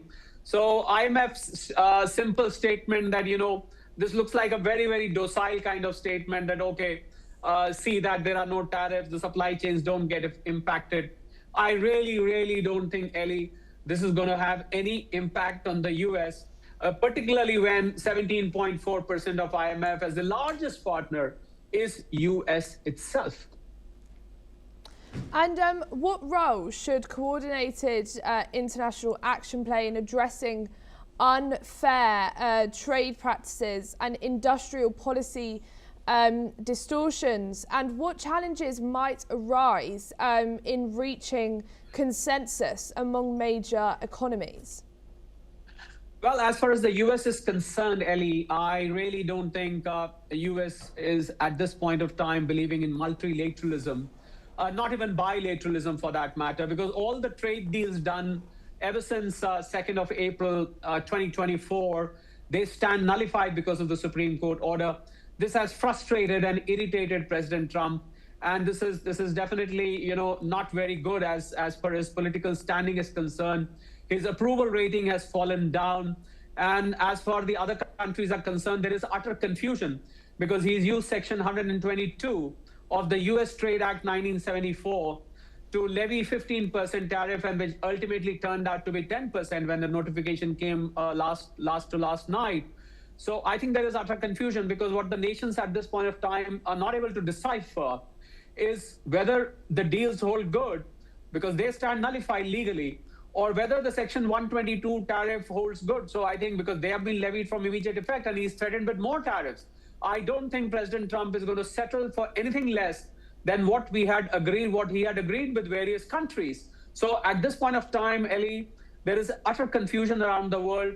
I think the days to come will clarify when President Trump settles down on his frustration because of the US Supreme Court order as to how he takes the order. At this point of time, he's calling the judges by all sorts of adjectives, which sounds quite unparliamentary to me because they are part of the judiciary and they should be respected. But nevertheless, that's how President Trump gives the statements.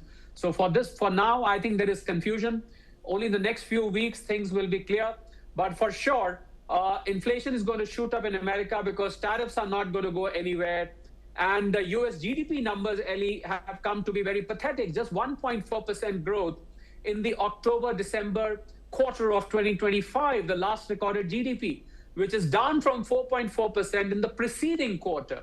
So I think the US economy is already reeling under pressures of tariffs and inflation and other problems. So at this point of time, $39 trillion of debt, 130% debt to GDP ratio of US. So I think the economy is not in a very good shape, although in the State of Union address in the Congress the other day, he said economy is doing very well. We are doing better than any other times. Our inflation is low. Our stock markets are booming and so on and so forth. But I suppose that's a political statement because you've got midterm elections coming in the US in November 2026. So obviously, his statements have to be sounding or smelling of politics to be politically correct when he's speaking something. But the realities on the ground is that there are no jobs in the US at this point of time in comparison with the people who are looking for jobs. No new investments are coming on its own. Obviously, forced investments are coming, which are being done in the garb of deals. So all in all, I think at this point of time, the world supply chains, the world, or shall I say multilateral trade at this point of time is in a bit of a disarray as far as the US is concerned, Ellie. Thank you, Sharad Kohli, for speaking with us today on NewsX World. Thank you. Cambodian Prime Minister Hun Manet said that Phnom Penh wants de-escalation and peaceful resolution to its border conflict with Thailand after Bangkok this week accused its neighbour of violating a December truce. Manet has added that Cambodia is not escalating as it wants de-escalation and wants peaceful coexistence. Let's listen to what Hun Manet had to say. We're not escalating, we want de-escalation, we want peaceful coexistence, we want relationship to be restored. Cambodia and Thailand, we have 75 years of relationship last year, we just celebrated. And for Cambodia, we just want to have the relationship to go in a mutual, a peace with respect, and mutual respects, and understanding for each other. Border peace, we believe it is a addition to the existing multilateral organization that could help to promote peace and stability around the world. With many wars broke out everywhere, I think the more the better, with the same goal of organizations. Paramount has sweetened its offer to acquire Warner Brothers Discovery, proposing $31 per share in a hostile bid. This move challenges Warner's deal with Netflix, where Netflix would acquire Warner's movies and TV business, including hits like Game of Thrones and The Sopranos. In a statement, Warner Brothers Discovery acknowledged that Paramount's offer could lead to a company's superior proposal, suggesting a possible change in direction. The Netflix deal has faced scrutiny from lawmakers, and President Trump has criticized Warner board member Susan Rice. Paramount's bid would also include $7 billion termination fee if Warner cancels its Netflix deal. That's all we have time for. Keep watching NewsX World for more news updates from around the world.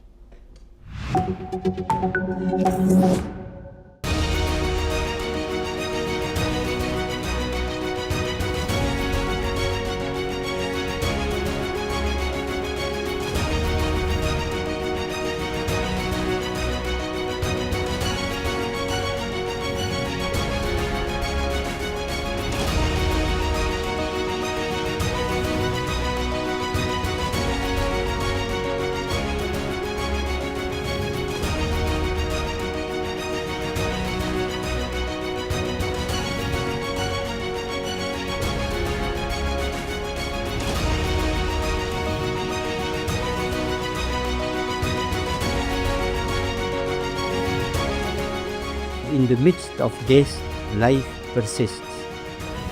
In the midst of untruth, truth persists.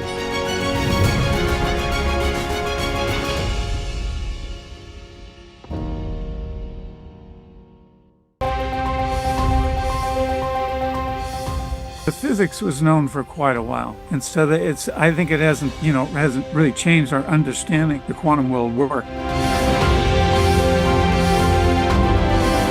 Job with the James Webb Space Telescope was to look as far back in time as we could to see the universe as it was young.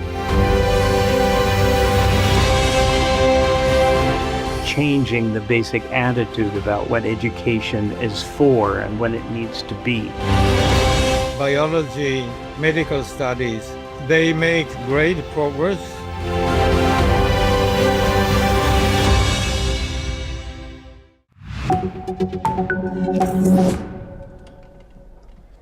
Hello and welcome. I'm Thomas Porteous and you're watching the World Report on NewsX World. Let's take a look at some of the top headlines of the hour. Iranian President Masoud Pezeshkian says he sees a favourable outlook ahead of a third round of talks with the United States. He says the negotiations held under the guidance of the Supreme Leader could help end the long-standing standoff with Washington. President Trump declares a golden age of America in his State of the Union address, defending his economic record amid sliding approval ratings. With Republicans fearing midterm losses, he credits himself with lowering inflation, cutting taxes and drug prices, and driving stock markets to record highs.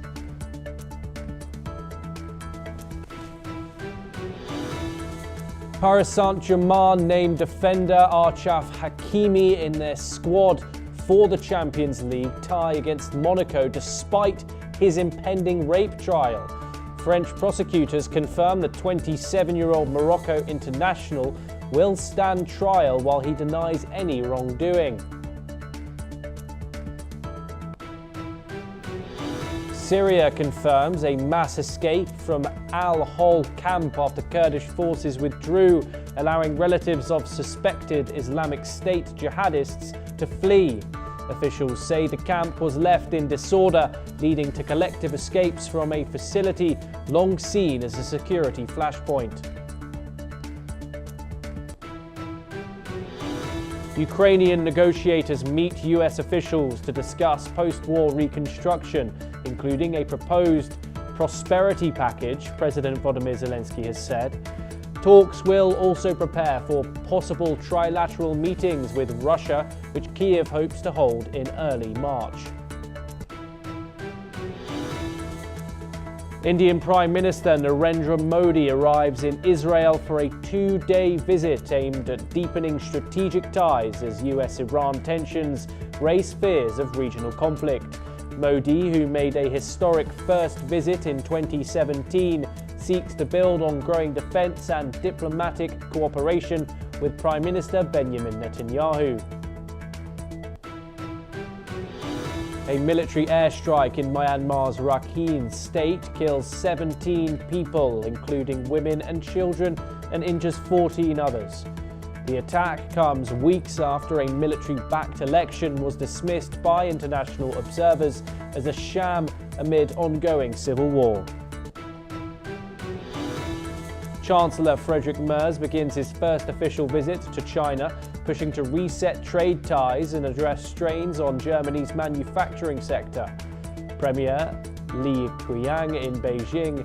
Both sides back free trade amid US tariff disruptions and sign agreements on climate and food security.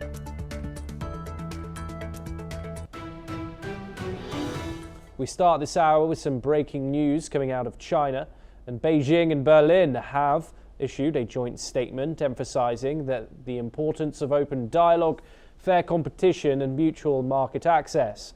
Both countries highlighted their commitment to continued communication on key global issues, particularly regarding the ongoing Ukraine conflict.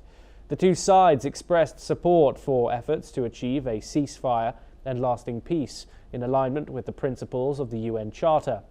Furthermore, China and Germany reaffirmed their willingness to engage in discussions on climate change and green transition, underscoring their shared responsibility in addressing global challenges.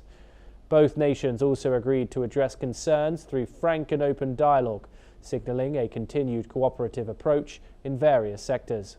We'll bring you more on that visit as news comes in to us.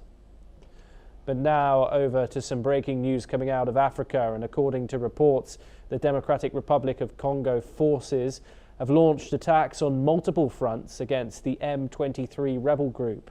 Earlier yesterday, a fragile ceasefire in eastern Congo appeared to falter further as the rebel alliance known as AFC M23 accused government forces of launching a series of drone and artillery strikes on densely populated towns, deepening fears that a regional truce brokered less than 2 weeks ago is collapsing.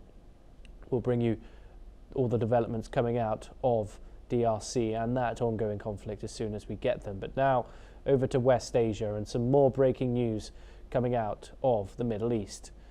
And a senior official from Hezbollah has indicated that while the organization supports Iran politically, it would not automatically join a conflict with the United States in the event of what Washington calls limited military strikes against Iranian targets.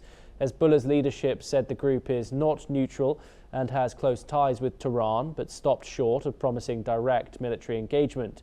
Instead, it emphasized that it will assess the situation before deciding any course of action.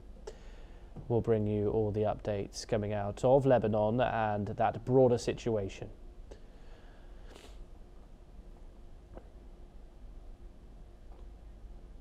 We stay in West Asia to start this hour. Iranian Foreign Minister Abbas Araghchi, along with his team, departed Tehran for Geneva ahead of a third round of talks with the United States. The talks, which have already seen 2 rounds mediated by Oman, focus on reaching an agreement regarding Iran's nuclear program. Araghchi expressed optimism, saying that a deal with the US to prevent conflict is within reach. Iran's President Masoud Pezeshkian also reacted to the impending talks. The leader expressed optimism aiming to resolve the ongoing standoff. He stated that there was a favorable outlook for the negotiations, which are ongoing under the guidance of Iran's supreme leader. Pezeshkian also emphasized that the goal is to move beyond the current neither war nor peace situation and find a resolution. In a separate development, the Iranian president also reassured university students protesting across the country, stating that the government is ready to engage and address their concerns. Joining us to discuss the ongoing tensions between Tehran and Washington is Raymond Vickery. He's an international affairs expert and former US Assistant Secretary of Commerce. He joins us live from Washington, D.C. Raymond, thank you so much for taking the time and joining us here on the broadcast. Of course, these tensions are escalating with neither here nor there. It's all shrouded in mystery right now whether the United States will indeed strike Washington. However, what we have seen is the Iranian foreign minister head over to Geneva to that third round of talks, which is of course a miraculous development due to the sheer difference of the pages the two sides were on before these talks even started. Donald Trump, once again, Raymond, I'm sure you saw, reiterating those same threats towards the Iranians, that the deal is needed to be reached, that diplomacy is preferred, but Donald Trump stands ready to launch military action if needed. What are the two sides going into this conflict, and how do you think that the Geneva talks will suffice under that military pressure which Donald Trump has put Iran under? Well, thanks very much for allowing me to comment on this, Thomas. You know, in order to wage peace like you wage war, you've got to have strategy, you've got to have partners, and you have to have principles.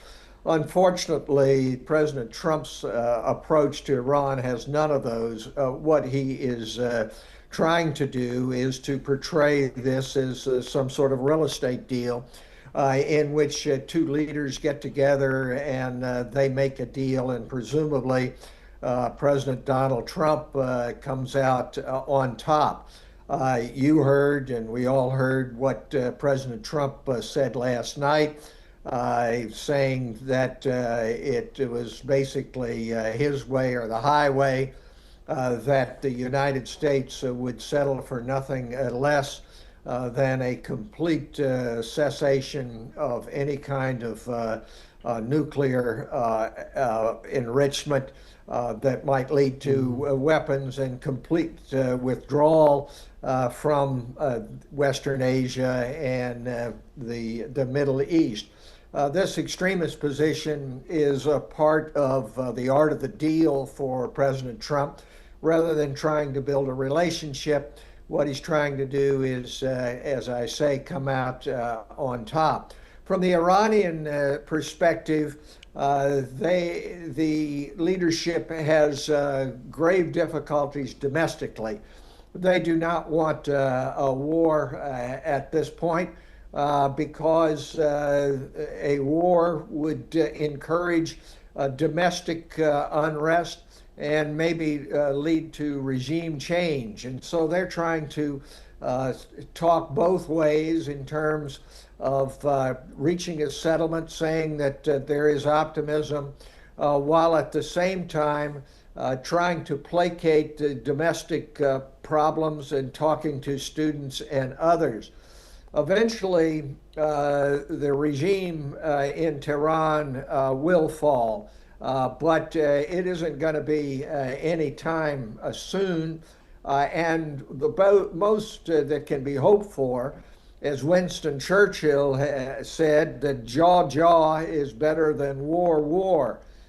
From a U.S. perspective, Trump was elected in part on his promise to bring peace throughout the world, to withdraw from conflicts, whether they be in Afghanistan or elsewhere, and he's done exactly the opposite. So both sides are circling each other, but it is unlikely that there's going to be a move away from the present state of neither war nor peace.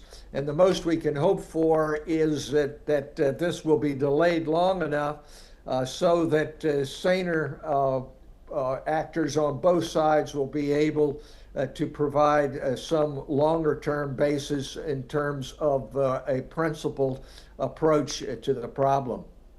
Yes, Raymond, thank you very much. Do stay with us as we turn over to transatlantic relations for our next story.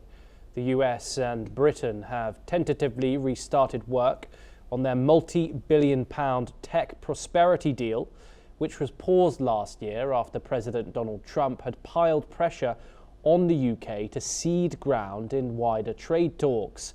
According to reports, senior US and UK officials have initiated discussions about collaboration on civil nuclear technologies and on hosting a joint summit on fusion technologies. British Prime Minister Keir Starmer has said that at the time that the two nations were embarking upon a golden age of nuclear energy, with more transatlantic cooperation and speedier regulatory approvals for atomic projects. Starmer has added that the deal was touted by the UK as including $341 million worth of investment from America's top technology companies. Raymond Vickery joins us here once again on this discussion.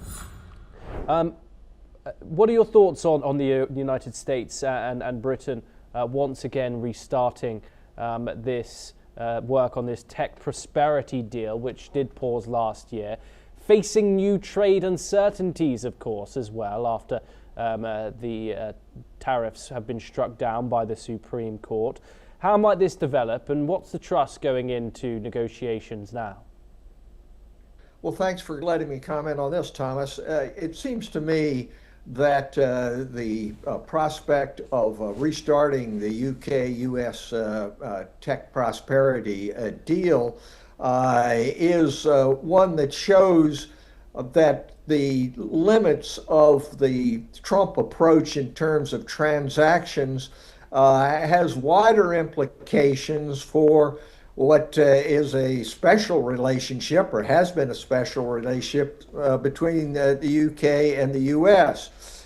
This was really an initiative of Prime Minister Starmer to try to regroup in terms of the relationship, concentrating not on a particular deal, but a long-term relationship between these two great democracies. Unfortunately, President Trump sees everything as the leverage for a deal. And the whole tech prosperity deal was paused over the issue of the regulation of big tech, the United States companies who really don't want regulation, whereas the United Kingdom says, yes, there has to be regulation of these the technological giants. And so President Trump was trying to use this as leverage, not looking really at the relationship or what the purposes were of this deal, but seeing if he could accomplish something else on behalf of his constituents in U.S. big tech. It is remarkable, really, that it's being restarted again after being put in the deep freeze only a few months ago. Nevertheless, it's a hopeful sign that the underlying realities between the U.S. and U.K. economically and strategically require that there be not just a transactional approach, but a look at the long-term relationship. Yes, Raymond, we'll keep tabs on that. Thank you so much for taking the time in joining us and giving us your insight there. It was great to have you. We turn now over to Eastern Europe for our next story. Hungary's Prime Minister Viktor Orban accused Ukraine of planning to disrupt the Hungarian energy system and ordered the deployment of soldiers and equipment to safeguard critical infrastructure. His action further escalates a dispute with Ukraine over an outage on the Druzhba oil pipeline carrying Russian crude deliveries to Hungary and Slovakia, both of whom blame Kiev for the prolonged halt to supplies for its refineries. Kiev says the outage was caused by a Russian drone striking pipeline equipment in western Ukraine. Orban, speaking in a video on his Facebook page, reiterated the Druzhba shutdown was for political, not technical reasons, and said intelligence reports show possible further disruption to Hungary's energy system. Let's listen into what Orban has said on the issue. Tanácsülése, amit az ukrán olajblokkád miatt hívtam össze. Január 27-e óta nem érkezik olaj a barátság kőolajvezetéken Magyarországra. Az adatokból egyértelmű, hogy ennek példanélküli leállásnak nem műszaki, hanem politikai okai vannak. Az ukrán kormány olajblokkáddal gyakorol nyomást Magyarországra és Szlovákiára. Meghallgattam a nemzetbiztonsági szolgálatok beszámolóit. Látom, hogy Ukrajna további akciókra készül a magyar energiarendszer működésének megzavarása érdekében. Ezért elrendeltem a kritikus energetikai infrastruktúra védelmének megerősítését. Ez azt jelenti, hogy a kiemelt energetikai létesítmények közelébe katonákat és a támadások elhárításához szükséges eszközöket is telepítünk. A rendőrség a kijelölt erőművek, elosztóállomások és irányító központok környékén nagyobb erőkkel járőrözik majd. Szabolcs-Szatmár-Bereg vármegyében pedig elrendeltem a drón repülési tilalmat. Joining us now to discuss this is Alison Mutler, the former Associated Press bureau chief, joining us live from Spain at this time. Thank you very much, Alison, for joining us here on the broadcast. Hungary here with some brazen accusations for Kiev. Orban, of course, has led the charge in the European Union against anti-Ukraine rhetoric, let's put it.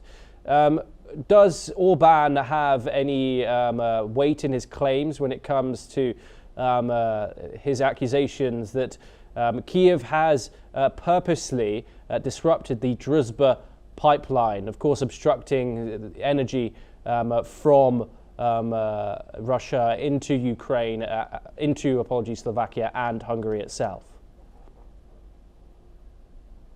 Russia's war against Ukraine, its invasion of Ukraine, is also a war with Europe and Orban and Fico, but Orban is a bigger name. Fico is the Prime Minister of Slovakia. It does play a key role. He is an ally, even though Hungary is a member of NATO and the European Union. He is an ally of Putin, more or less, not 100%, but more or less. So he's a voice for Putin. So obviously it is to be expected for him to say we're not getting the oil that we should get because, you know, Donald Trump has given us a reprieve on sanctions. We're not getting it for political reasons because of Ukraine. Now, Ukraine says it was bombed by Russia, the pipeline. It's a very chaotic war. It's very likely it was bombed by Russia, perhaps by mistake, by a drone. But Budapest comes out straight away and says, no, this is political and this is against us and this is Ukraine. So he serves two purposes. We're not getting the oil and it's Ukraine's fault and it's a political strike. Now, there's no weight to those words. He is doing what the Kremlin would want him to do. Of course, Orban is very grateful to get Russian oil or to hope to get Russian oil. And so therefore, he is serving the political purposes of the Kremlin. It's impossible to know actually what happened, but there is no evidence he presented. He says Hungarian intelligence. I'm not sure that Hungarian intelligence reaches that far, but obviously he hopes that gives weight to his claims. But basically it doesn't. This is a political statement for Orban to show once again that his alliances are more with the Kremlin than Ukraine. And we know he's anti-Ukraine, anti-helping Ukraine, anti-military aid to Ukraine. And he is dependent, his country, his government, because he faces election in next month, sorry, not next month, in April. He is dependent on the Kremlin for energy, and he will dance to their tune. He will sing the song they want him to sing. So I don't think his words have great weight because we have no evidence of what he says. Yes, Alison, thank you very much. Do stay with us as we turn over to our next story. We move over the English Channel, where UK Parliament Speaker Lindsay Hoyle has revealed that he passed information to police about former British envoy to Washington, Peter Mandelson. The information is part of a misconduct in public office investigation related to Mandelson's links with convicted sex offender Jeffrey Epstein. Mandelson is alleged to have passed financial information to Epstein when he served as UK Business Secretary from 2009 to 2010. Hoyle said he handed over the information in good faith and expressed his regret that it quickly became public.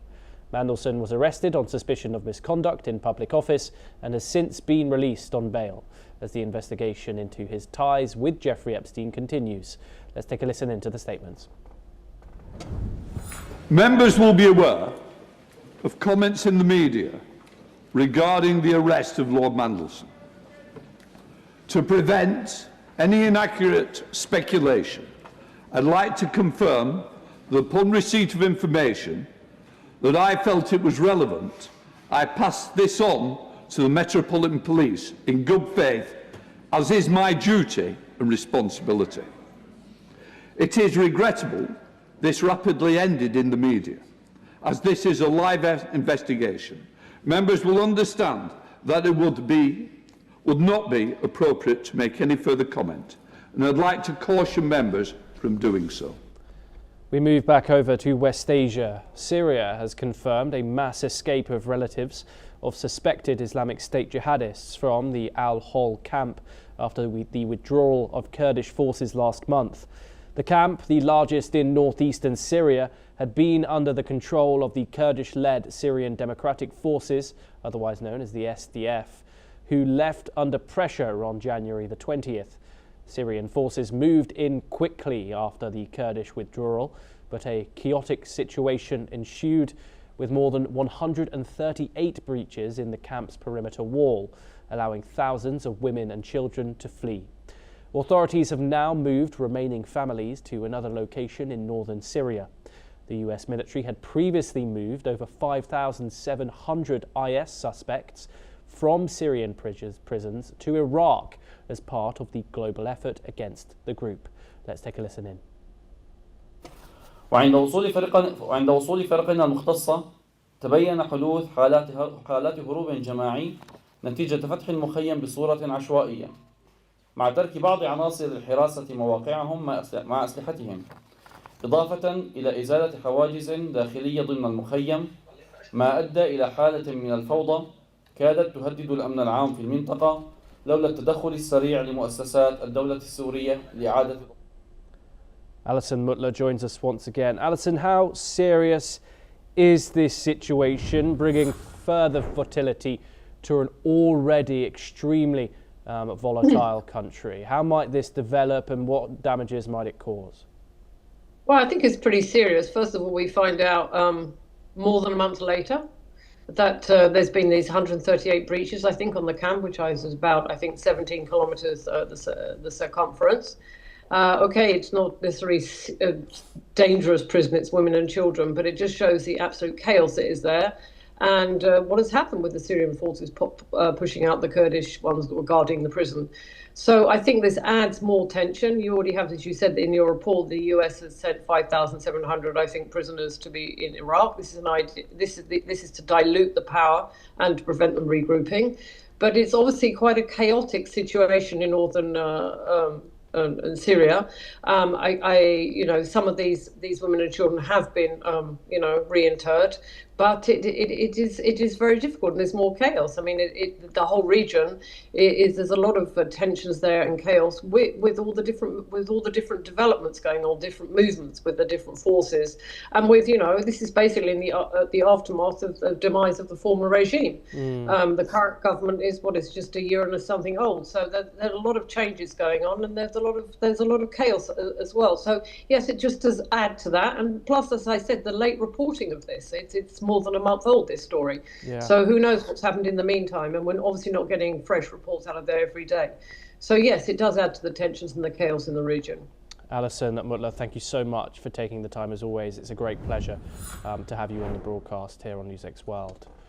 We now turn over to our next story, and we finish in Europe, where Pope Leo XIV will visit 4 African nations in April, including a historic trip to Algeria, marking the first papal visit to the North African Muslim country.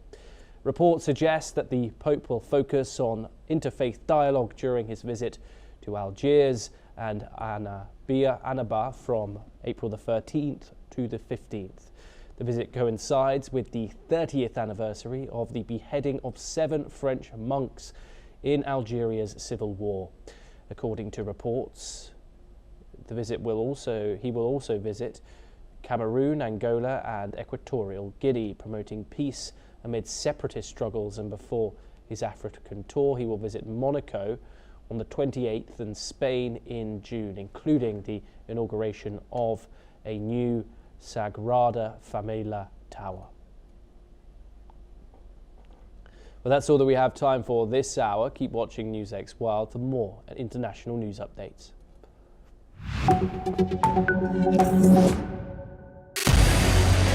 What we can do as the Interparliamentary Union to strengthen democracy, to promote human rights, to ensure that humanitarian law is respected. UN Security Council needs a makeover, a comprehensive reforms, and India deserves a position there, a role there. Prime Minister Modi during Operation Sindoor made it amply clear that war has never been India's choice. We are with the side of peace. We are neither neutral nor indifferent. We are with peace. We would have dealt with US a whole lot on trade and those kinds of things, and that's not as certain these days. So we have to go back and look at our European partners, our Asian partners. An opportunity to exchange, to have a dialogue, to have a debate on a different perspective on finding the solution of the conflict. First thing that is important to have a common ground, and that we do have with humanitarian laws and human rights, but also to say, okay, what does it mean for us as a country to act on these laws, and how can we work together? When we realize that there's something wrong with democracy, the institutions and policies, values come together and we take stock, and it's possible then to improve and chart a new course for democracy. It's the people's right to say.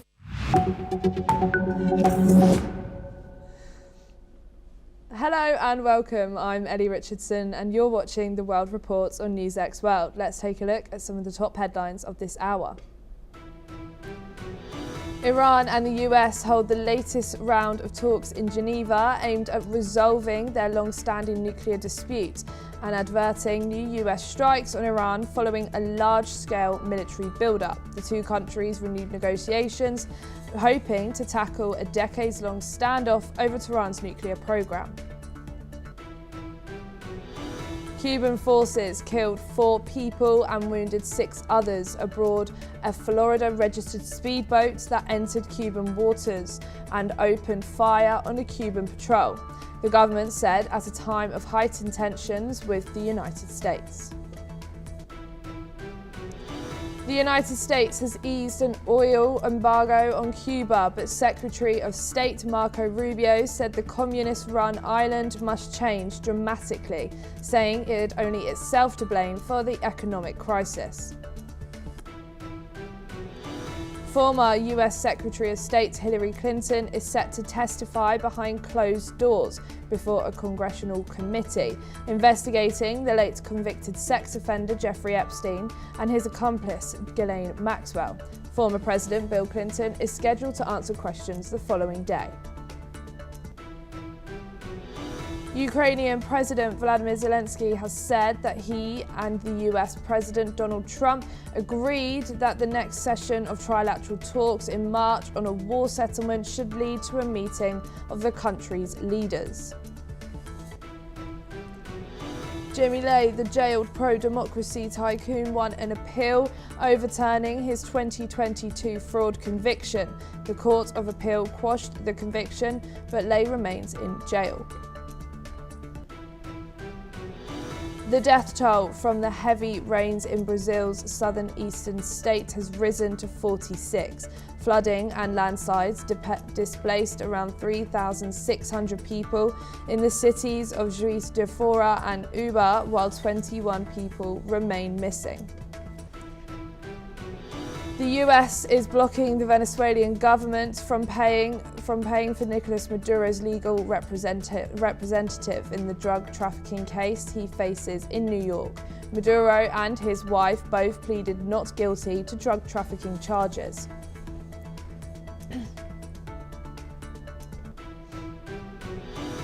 And for your top stories this hour, ahead of talks in Geneva between the US and Iranian delegations, Vice President J.D. Vance said the United States sees evidence that Iran is trying to rebuild its nuclear program after US-led strikes against Iranian nuclear sites in June.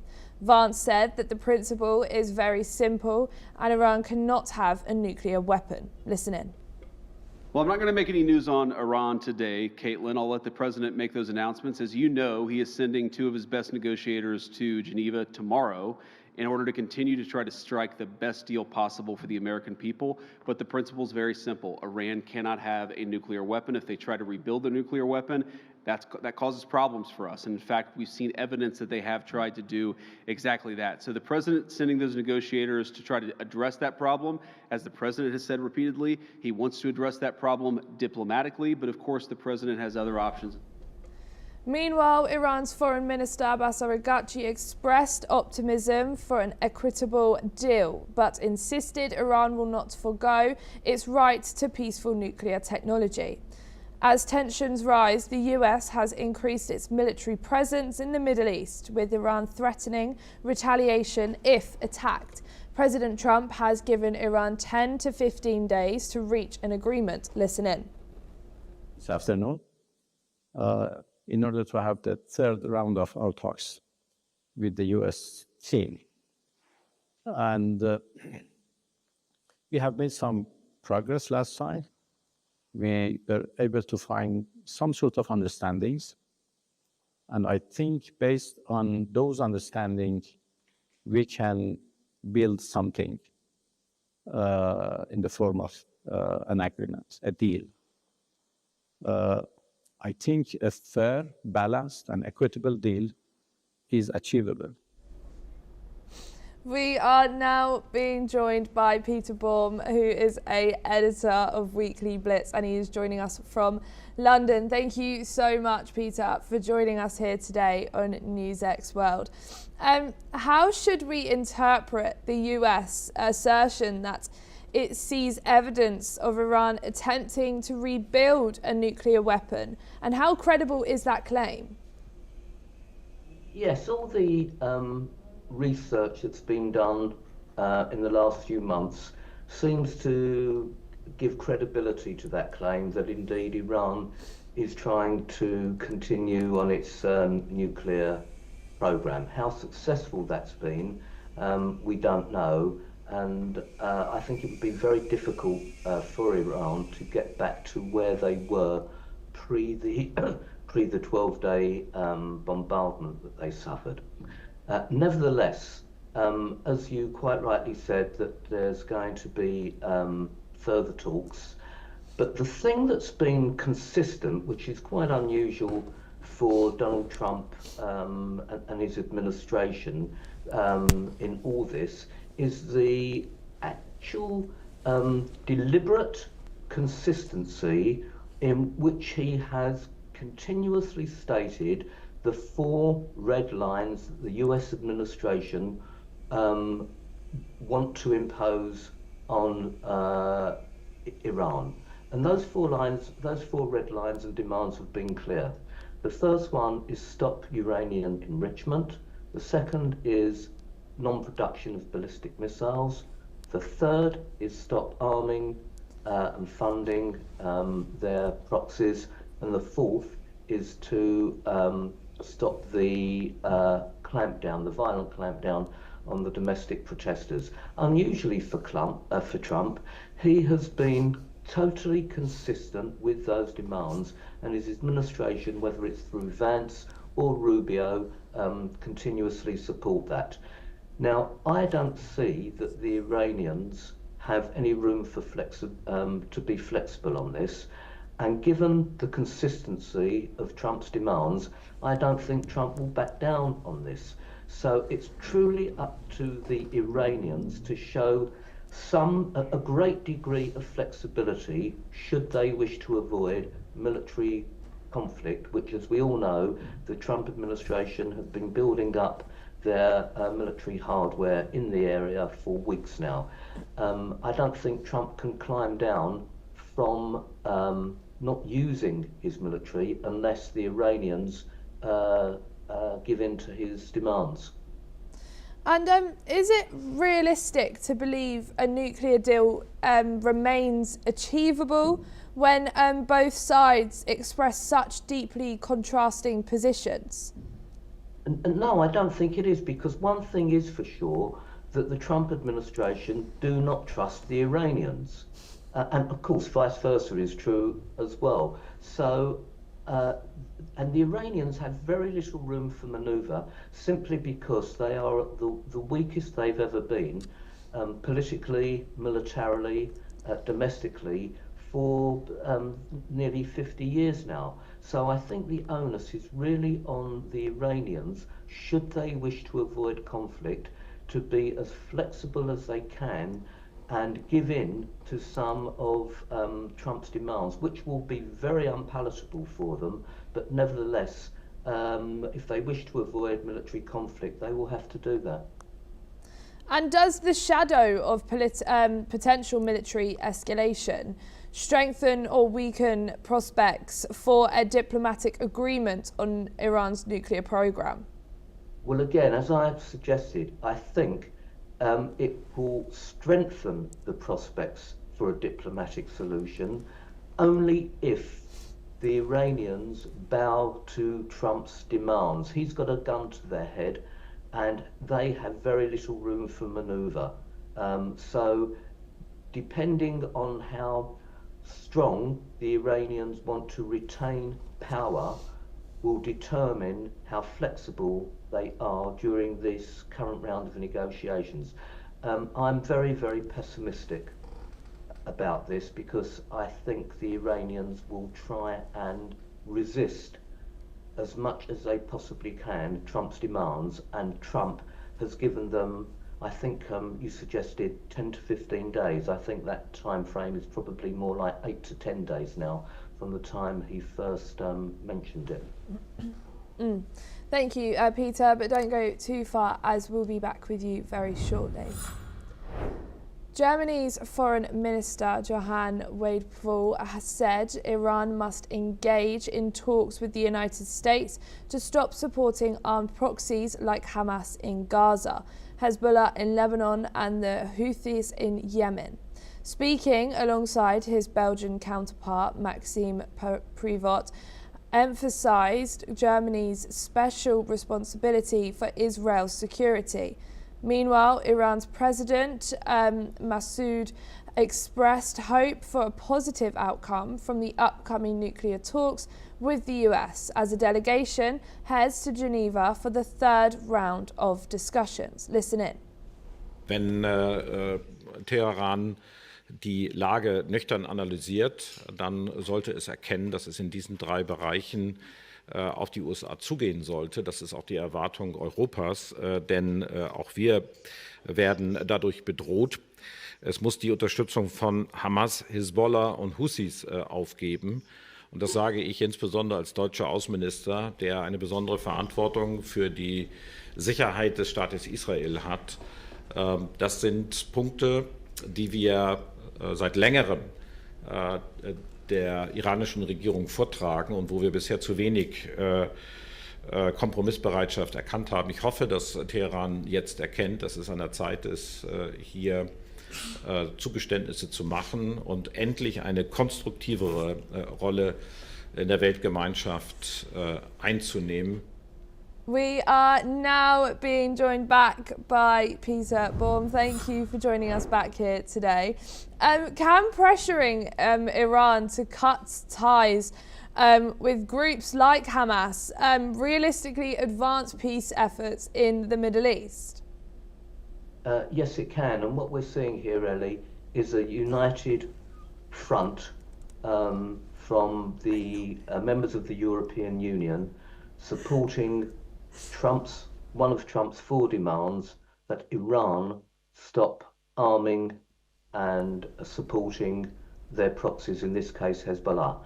Now, very recently, the Israelis have been taking out weapons depots in Lebanon, where Hezbollah are still relatively strong, and they had remarkable success just a couple of days ago, what they would consider to be a remarkable success, when they eliminated, I think, 10 of Hezbollah's top commanders in Lebanon in what was obviously a targeted strike from which they received intelligence from their sources in Lebanon. Now, with the Germans making such strong demands from Iran, this again will pressure the Iranians further to cede to one of Trump's red lines, which is stop arming their proxies. Further pressure being brought on them by members of the European Union, Germany being a very important country within that union, obviously. So, and Lebanon themselves are actually trying to disarm Hezbollah, although at the moment the Lebanese army doesn't have the competencies or the manpower, perhaps not even the political will, to do the job that Trump and Israel would like them to do. But nevertheless, they have been somewhat successful this year than they and the end of last year than they had been since the 1980s when Hezbollah were formed. So Hezbollah themselves, being one of Iran's main proxies, are themselves now facing increased pressure, not only domestically, but outside of Lebanon, internationally.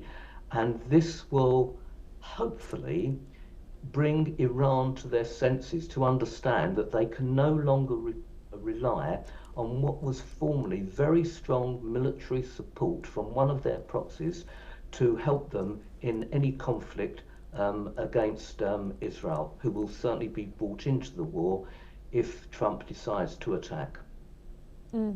Thank you so much, Peter Baum, for joining us here today on NewsX World. Thank you. US Secretary of State Marco Rubio reaffirmed that the war in Ukraine does not have a military solution. He emphasized that only negotiations could end the conflict, positioning Washington as the essential mediator.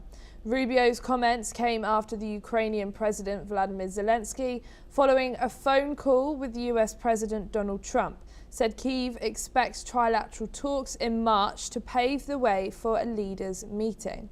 Rubio also highlighted the US's ongoing efforts to pressure Moscow, including additional sanctions on Russia's oil company and continued arms sales to Ukraine. Regardless of the diplomatic push, Rubio made it clear that President Trump's patience is not infinite and expressed frustration with the prolonged war, calling it completely stupid and senseless. However, he reiterated the US commitment to working towards a peaceful resolution and asserted that only through negotiations could a long-term solution be reached. Meanwhile, both sides continue to prepare for the next round of talks with hopes to finalise a leaders' meeting in the near future. Let's listen in to what the US Secretary of State had to say. This afternoon, in order to have the third round of our talks with the US team. And we have made some progress last time. We were able to find some sort of understandings. And I think based on those understandings, we can build something in the form of an agreement, a deal.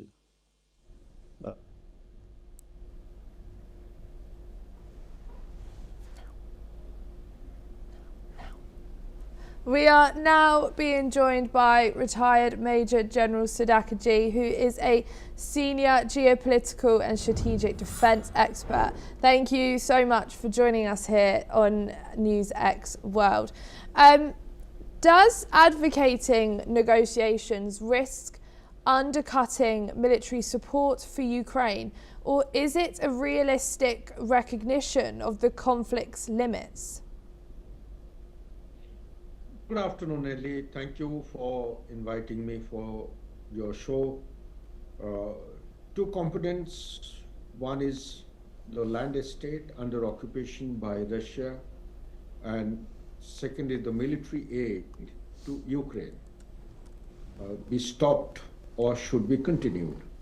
My take on the whole issue is that if the peace process has to come to some kind of a tangible and substantive end state close to a ceasefire, a lasting ceasefire and lasting peace, then scaling down the expectations or demands from relevant stakeholders by the process of give and take should be an acceptable norm and practice.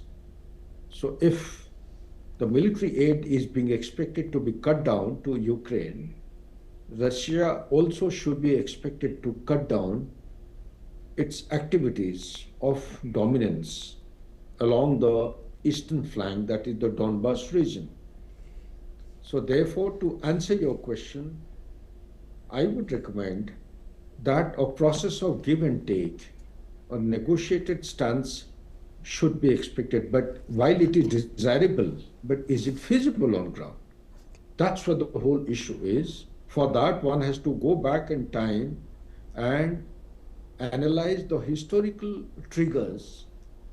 That was the primary reason as to why Russia invaded. Unless we address the core issues, the conflict will continue unabated and maybe eternally. Thus, to bring this mindless conflict to an end, a serious and sincere effort has to go in. What Marco Rubio is saying as a political decision, what it means is that the concessions have to be made by both the sides, for which Zelensky has gone a great deal in scaling down his demands and his expectations. Maybe it will not be inappropriate to expect similar kind of scaling down or compromises to be made by Russia. Back to you, Eddie. And can peace talks gain traction if both sides still remain far apart on the issues like territory, security guarantees and post-war arrangements? Are they just going to keep going back and forwards? Absolutely. Short, the cryptic answer to your question is no. No headway can be made. This traction that you are talking of, I would actually put it this way, that some beginning has been made. And when you make a very noble and high-end objective in a conflict-torn zone, one would expect that the process of negotiation would go through very significant milestones of denial, resistance, reconciliation, adaptation, finally acceptance. I think a long journey has been covered in a short time, wherein the demands have been scaled down. However, Russia should be very mindful of the compromises being made by Ukraine. While Ukraine is expected to understand the compulsions of Russia, Russia should also be made to understand the imperatives on which the Ukraine is expected, because ceding 20% of land will question the very validity of rules-based order in 21st century, that is the sovereign integrity and the territorial integrity. Therefore, is Russia prepared to accept a new norm or new normal, which is expected from Ukraine to become a kind of a rule of law? Well, if that is yes, then I don't think we are on a path to make any tangible progress. So therefore, the traction must continue, and no matter how much time it takes, this endeavor on part of Donald Trump and his team, I'm sure they are on a very progressive and forward-looking path for a lasting peace. Back to you, Ellie. Thank you, Major General Stakhaji, but don't go anywhere as we will join back with you in just a moment. Let's listen in to what the US Secretary of State had to say. As an example, the president levied additional sanctions late last year on the oil company, Rosneft. The administration continues to sell weaponry to Ukraine. We don't sell weapons to Russia, and we don't sanction Ukraine. The president values the fact that he is the only global leader that has any chance in the world of bringing these two sides together to a negotiating table. We're the only country or only entity on the planet that's been able to achieve having Russian negotiators and Ukrainian negotiators sit at the table and talk to one another. So we don't want to walk away from the... We know that at the end, the war in Ukraine does not have a military solution. That war will be settled through a negotiation. And right now, we are the only country in the world that can be a catalyst for negotiation. If we forfeit that role, no one else can do it. That said, do I believe the president's patience is infinite? I do not. But I'm not going to forecast for you when that runs out or at what point he decides not to do it any longer. I could tell you, and I think you've heard him express a deep frustration that this has not come to an end because he sees it as a completely stupid and senseless war.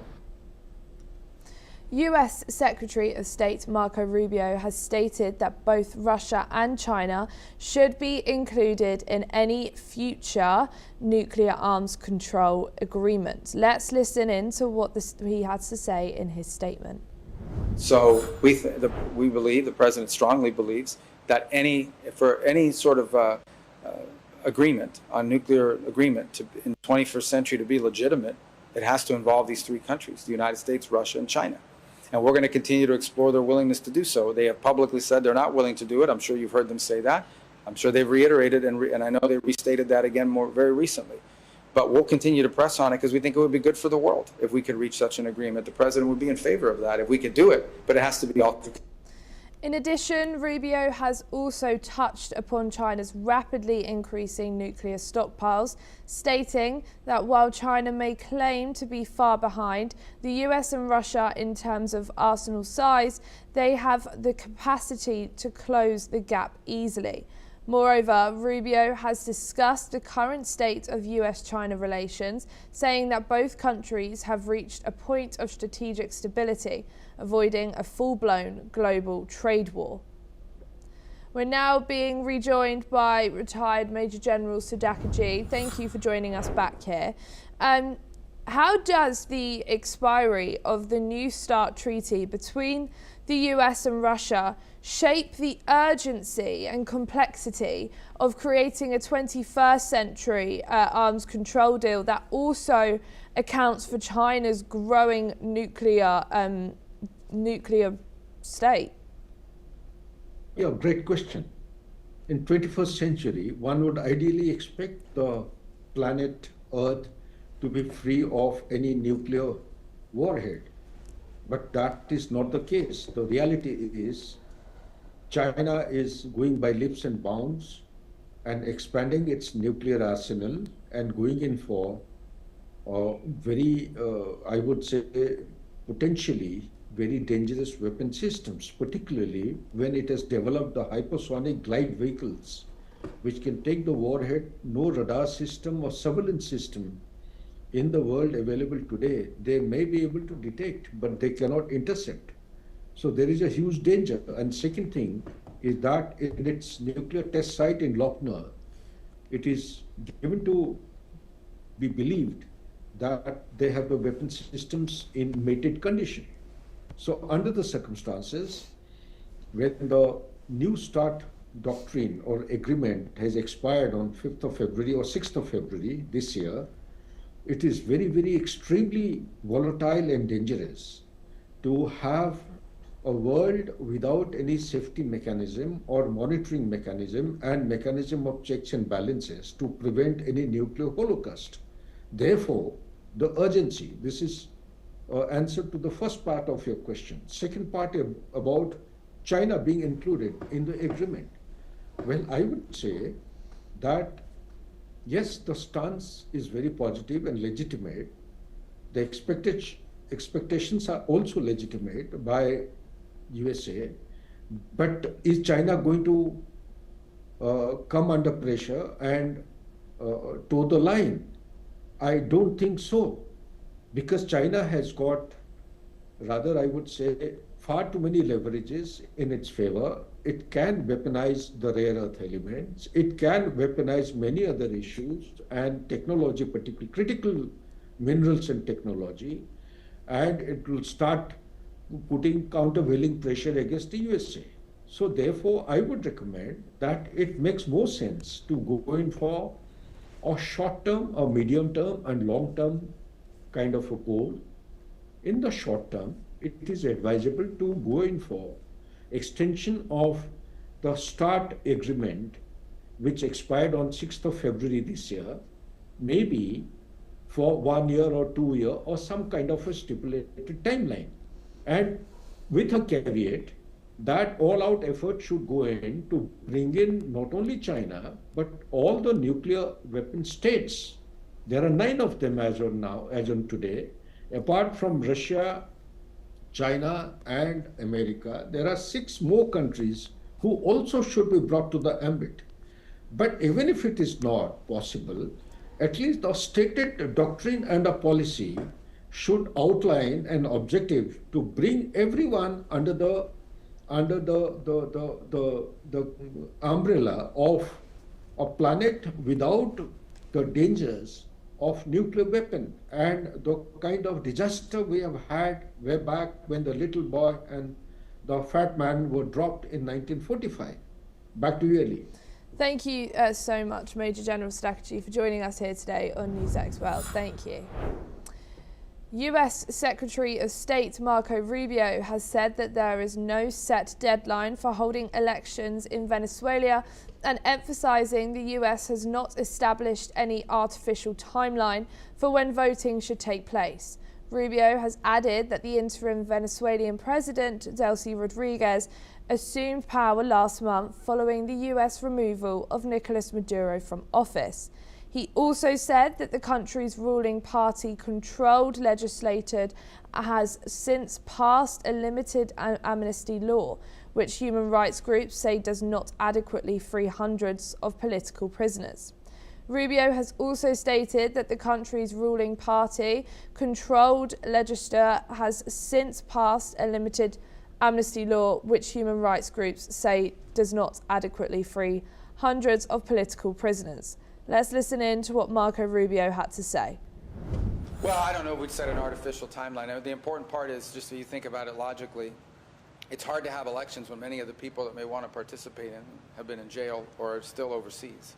So I do think that as we enter this recovery phase, which we think I think we've done a pretty good job working with the interim authorities on the stabilization phase. You have not seen mass migration, you have not seen civil war, you have not seen violence. On the contrary, you've seen some real stability on the ground, and you've seen a growing in productivity among their key sectors. I think now you enter into this, we're increasingly entering into this phase of recovery, and part of that is a national reconciliation. So there have been very positive steps taken. Hundreds of political prisoners have been freed. The infamous prison El Agoida has been closed. The FBI has subpoenaed phone records of Kash Patel and Susie Wiles, now the FBI Director and White House Chief of Staff, respectively. The actions took place during former President Joe Biden's administration in 2022 and 2023, while Special Counsel Jack Smith's probe was underway. Reports say that Jack Smith was investigating current President Donald Trump's handling of classified documents and possible interference with the 2020 election. Kash Patel claims that the subpoenas were an example of overreaching by government officials and a flimsy attempt to evade oversight. Moreover, Patel has contended that the records were filed in a way that made them difficult to locate once the FBI took over in 2025, and he criticised the FBI for not disclosing the seizure. Meanwhile, the FBI has not commented on the purpose of obtaining these records. Separately, a federal judge has ordered the Justice Department to keep Special Counsel Jack Smith's report on the classified documents in the investigation under seal, blocking its release to the public. The University of California has sold approximately $2 billion in general revenue bonds while facing ongoing pressure from the US. The funds from this bond sale will be used to finance or refinance various university projects. However, the sale comes amid a lawsuit from Trump administration, accusing the university system of discrimination against Jewish and Israeli employees at UCLA. This lawsuit follows previous attempts by Trump to freeze federal funding for the University of California, Los Angeles, due to pro-Palestinian protests, although these attempts were blocked by a judge. Despite these challenges, the University of California's system continues to monitor federal actions regarding higher education. Last year, other universities like Harvard also issued bonds to protect against funding uncertainty. Furthermore, the University of California receives over $17 billion annually in federal support, which highlights the financial importance of resolving these ongoing disputes. That's all we have time for. Keep watching NewsX World for more news updates from around the world.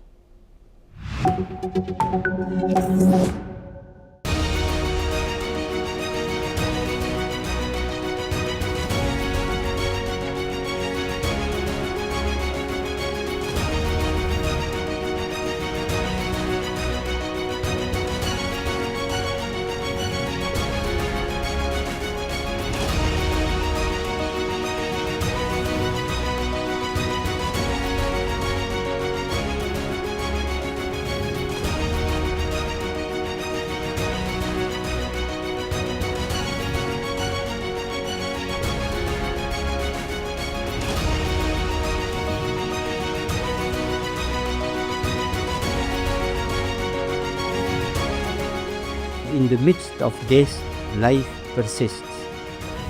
In the midst of untruth, truth persists.